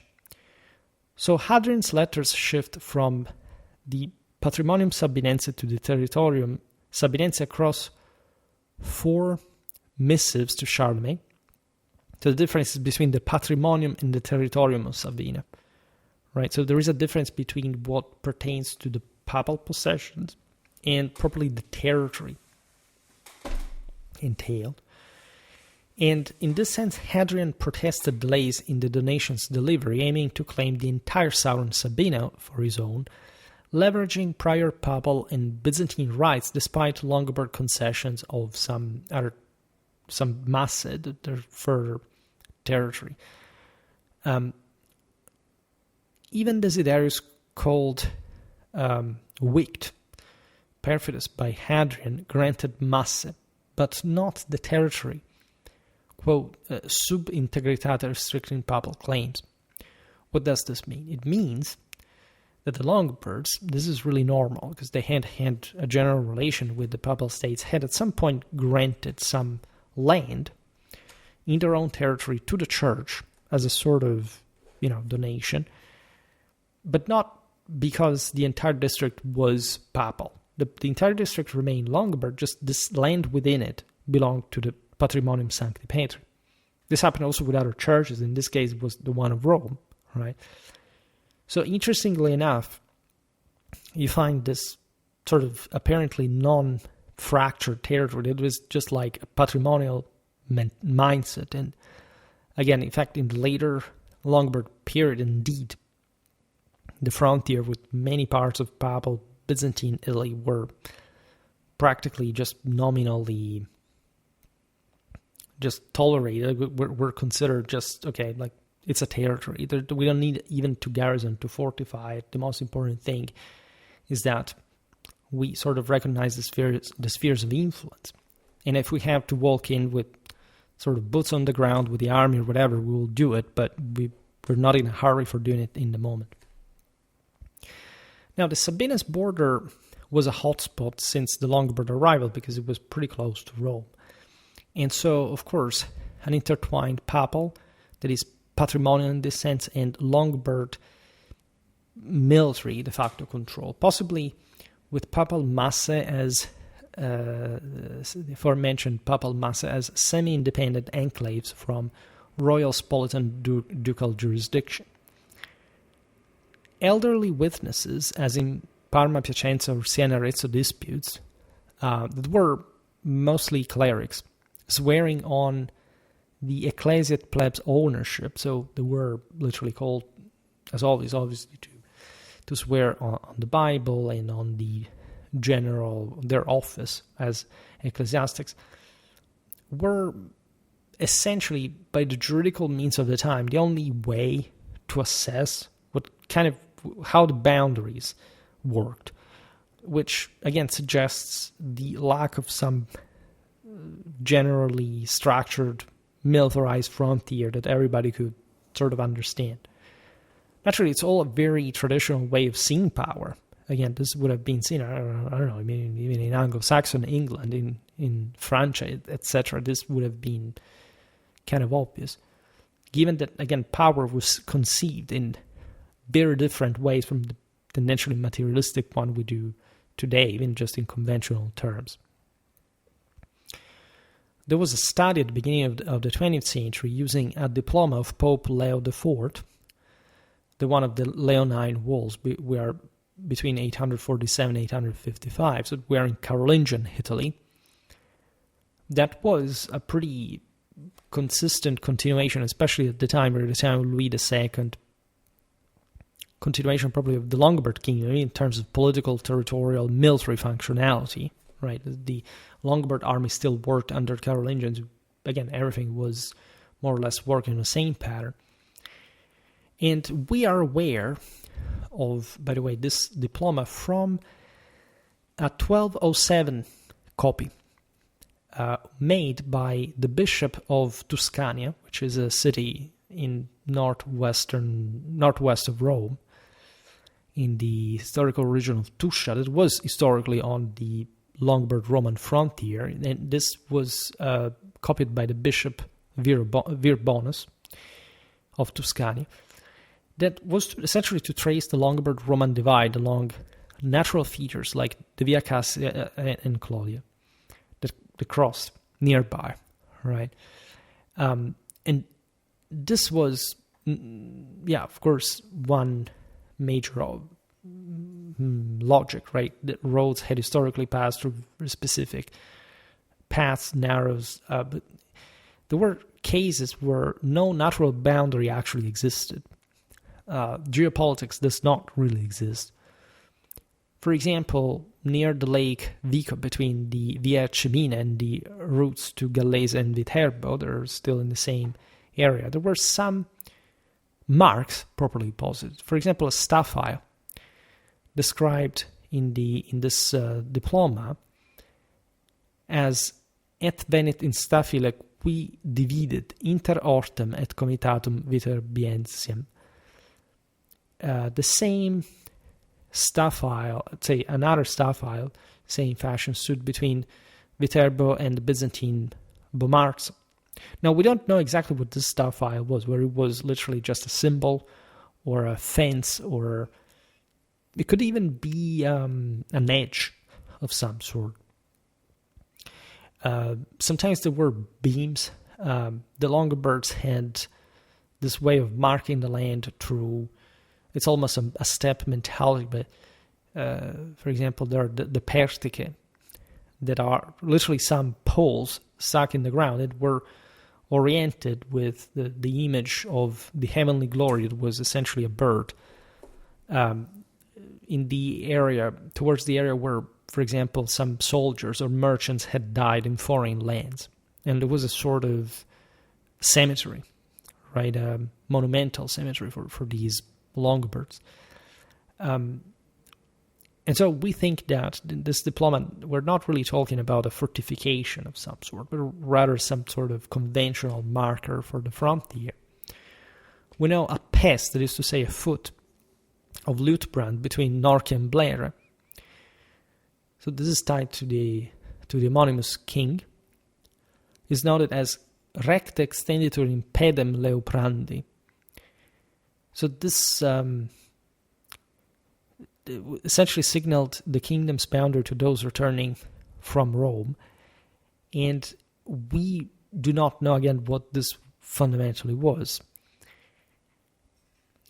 There is a legend that is really not historical. I mean, it may have even happened in theory, but we don't know better. And this speaks of the Longobard horizon of control over the whole Italy. That is, King Authari, that was the one that has been revived the kingdom after the anarchy and fundamentally founded for good, beheading lots of Longobard federati of the empire in battle and clashing all his life. They would have legendarily attached a Messina, so on the strait of Sicily, column with his own lengths, declaring that these were the finest Longobardorm. So literally, probably this was the limit, the border where the Longobards arrived. That is the entirety of the Italian peninsula. This is not merely a legend, because we know from the titles of Agilulf, one specific inscription, Agilulfus Rex Gloriosissimus Gratia Dei Totius Italia. Rex Totius Italia, with also the words Victoria, that is Victoria, and Rex repeated. So it's this is traditional as blip, and it's obviously literally saying that in a time, by the way, in which Italy was hotly contested with the Byzantines still, or at least at this point, it's after Authari. He married his widow, Theodoline, the Bavarian princess. There were still lots of Byzantines around and lots of fighting to do. And so the idea of stressing a unitary Italian control was fundamental. Agilulf styled himself the king of all of Italy, right? Stressing, of course, that this was also evidently not just a single unity at the moment, right? Otherwise, he would have just said Rex Italia, right? No, he is king of all of Italy. It's just like the Byzantines are an accident here. Just like when the Anglo-Saxons stepped into Britain, they immediately explicitated their imperial control over the entire British Isles, over the entire Romano Britons, the Celts, all of them, just because, right? And that's beautiful, by the way. We don't have here much mention of walls or castles per se, established in function of a specific frontier. You can argue that Italy was pretty heavily encastellated at that point. We've seen this also for late Roman Gaul. The cities had historically had to take care of their own defense.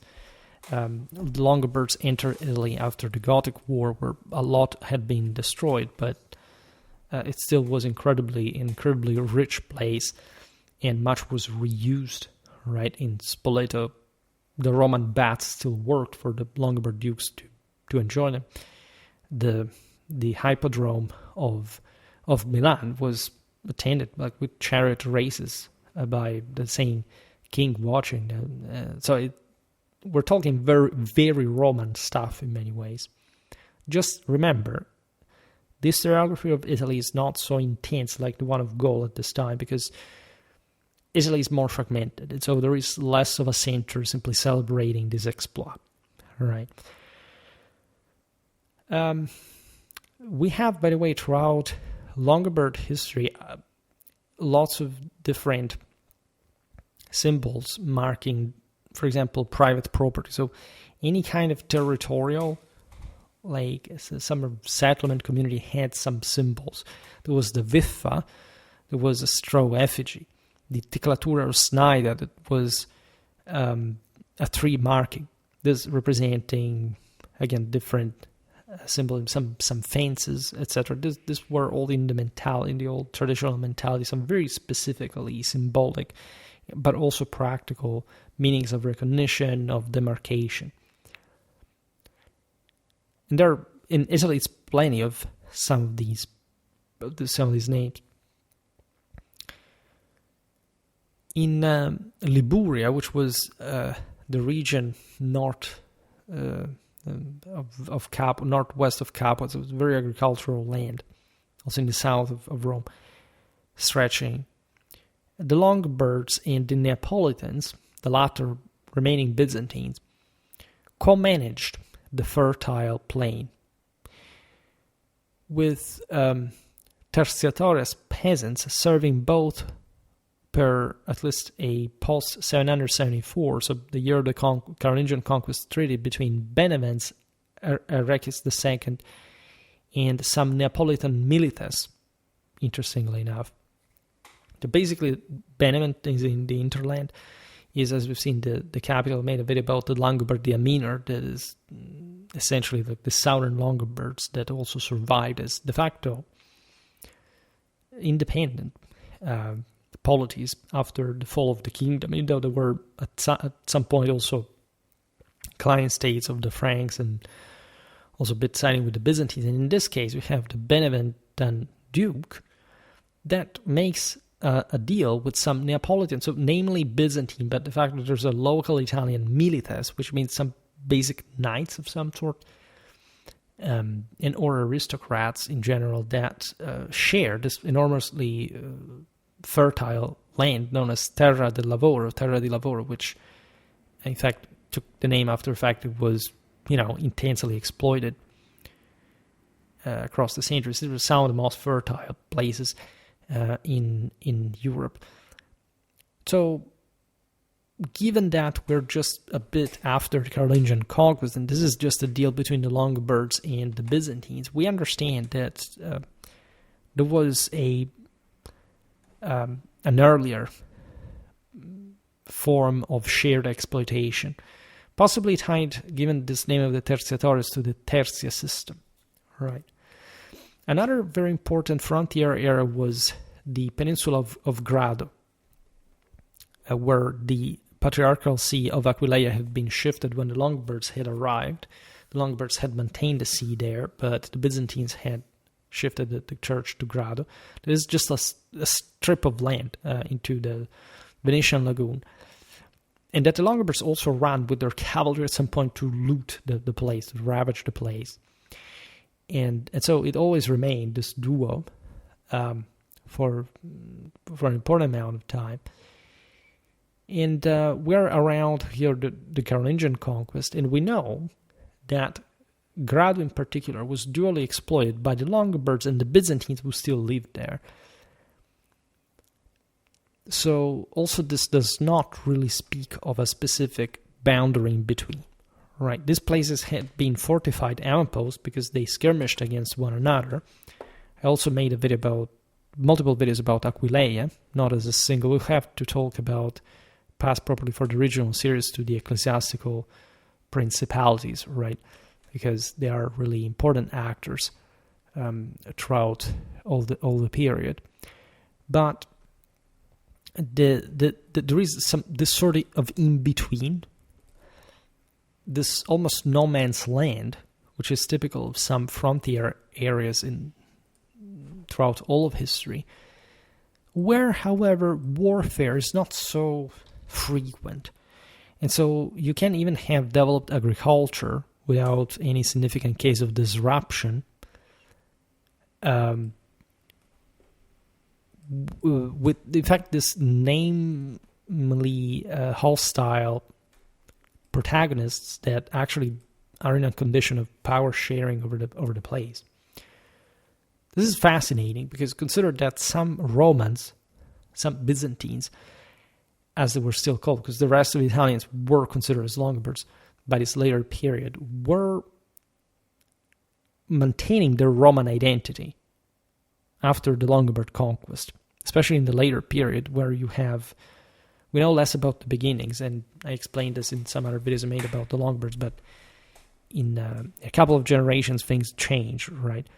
But in these places, in some of the most frontier ones, you understand here there's a coastal situation where the Byzantines are also present sometimes from Constantinople to at least maintain some kind of Byzantine identity, even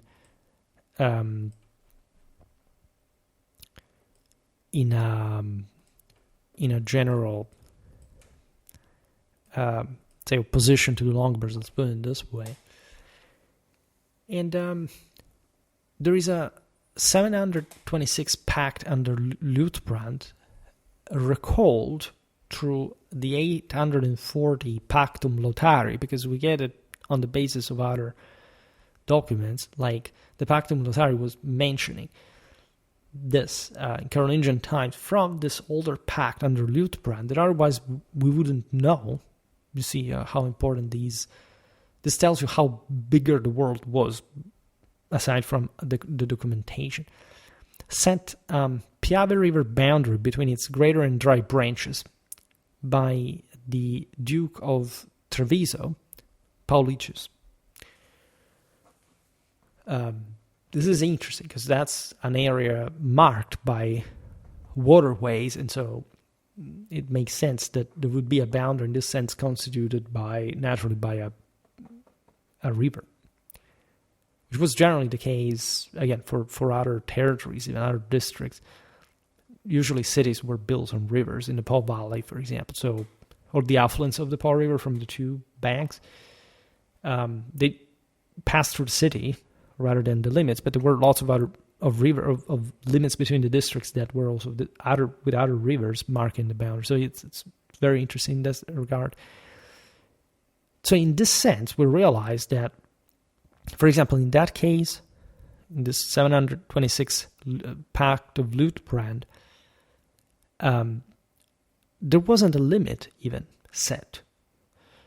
The pact, by the way, was specifically addressing agricultural lands, grazing rights, movement of people and goods, showing how the same Carolingians were using a lot of the Longobard laws and local pacts regulations just out of obvious necessity when they march into Italy. The first capitularies are literally saying, you have to tell us how you're habituated to be ruled, because we have no clue in the moment, and especially we have to keep the roads, the bridges in particular, and also the fortifications intact, because this is what the Carolingians cared about, naturally, to maintain a sound control of this land that they feared, by the way, because Italy was fairly peaceful after the Carolingian conquest, but the Franks sent the very best of their Neustrian nobility to occupy the peninsula, because they knew that if this place rebelled, like things could really get pretty bad pretty quickly. And so they really needed to make things work, also on the basis of what the Longobards were habituated to work like. Even if this was a conquered people. And it was also a general shattering of Longobard society, together also with the Byzantine one. At some point, in fact, you can argue that these pacts that we've seen between the Longobards and the Byzantines ceased to exist because both communities were sort of mistreated, or at least had it worse than before the Carolingian conquest. That, again, in Italy was fairly lenient, right? It was not so brutal and traumatic like, the one of Saxony, but still, it's not like the Franks were particularly tender-hearted people with, traces of sensitivity to human life. If anything, they knew, however, how to control territories, and so they knew also to deal with someone they deemed to have been, as we've seen, honorable enough, for example, to have their king and emperor Charlemagne wielding the crown at the same level of the Franks, unlike the Burgundians, the Alemanni, the Saxons, that instead remained subjected peoples. They didn't even have a kingdom in their... they weren't elected as a kingdom or recognized as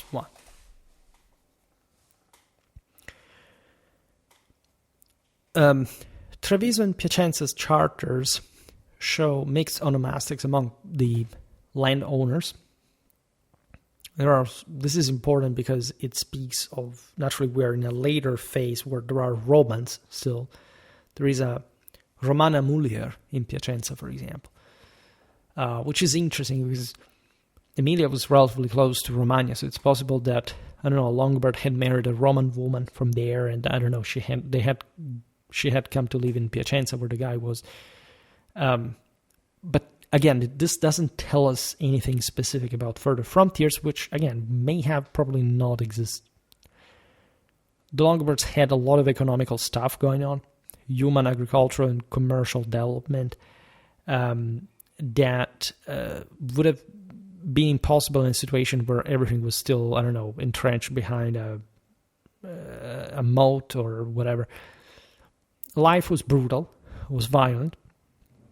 The sinuous Longobard Byzantine borders and militarized territorial control were surely something initially, especially in the Apennine. But we don't see a clear fracture anywhere.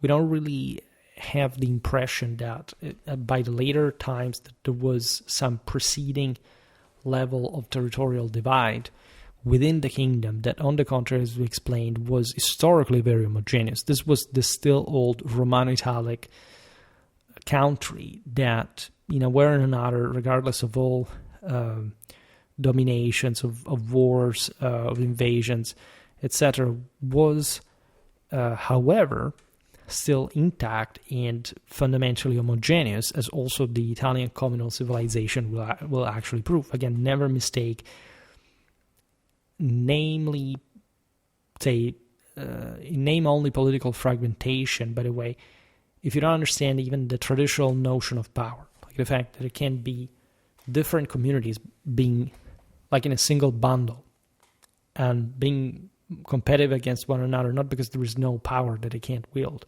Most of the world is like that. There's more fragmentation, there is less power generally. This is true also for Italy as in potential, right? Because united, say, would have been by far the strongest power in Europe, especially in the High Middle Ages. But the question is, in that sense, you have to ask yourself, why weren't they united, right? In this case, it seems like they had better things going on that allowed them to cultivate these local powers without fearing too much pressure from other entities. And this is quite an exception, of course, but I mean, not quite an exception, but by the degree this was happening here, especially later on, because I'm thinking of the communes now, would have really marked the history of quite a civilization historically. Now, this stemmed also from Longobard Italy, and we must understand that this aspect, that this is not some random occurrence or evenience, but we're looking at a territory from which that same word emerged. And so there are many things we could add in terms of, for example, how it turns out we have much less information about, for example, early medieval archaeology as a whole than classical one. There are some people who dig stuff and want to justify the Roman, the Greek stuff, and because they have been paid. This is a terrible thing of archaeology. And maybe they find an early medieval wall or whatever, and they tear it down because if they don't find what they want, they have to stop there at the first thing they dig. Instead, they destroy it and they throw it away. This is terrible. Right, and it turns out that in early medieval times there were entire cities that we have no clue of existing. Maybe they had risen in late antiquity and faded maybe by the High Middle Ages, but still they had existed for several centuries, and nobody talks about this because we have somehow decided that the Roman Empire ended and everything collapsed. And in Southern Europe, especially in Italy, you cannot say that. Right, this is a heavy ideological limit, unfortunately, that still many people have.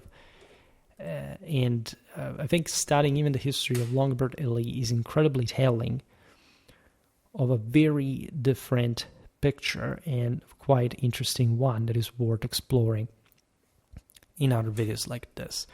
This is a bit less of a military topic. At some point we'll also talk more about Longobard warfare, how militarized this frontier really was on the basis of what we know. This is was more finding the general pattern of settlement, of fortification, that surely existed in continuity with the late Roman one, but we have very scarce evidence just because of the obvious level of documentation of the times and places.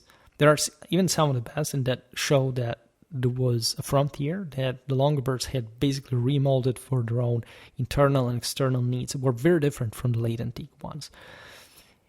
And so that it's not like there were better wars, but they were just relative to the actual possibilities in the actual context. And that's what I think we appreciate here. We will, if you're interested, really talk more about Longobard history, because especially in the first years we talked often about it. For today, however, I stop it here. I just hope that you enjoyed this video. If you did, please share it. Otherwise, leave a like or subscribe to my channel if you're interested in my upcoming content. As always, I thank you heartily for listening to me. I wish you a nice time and see you next time. Bye.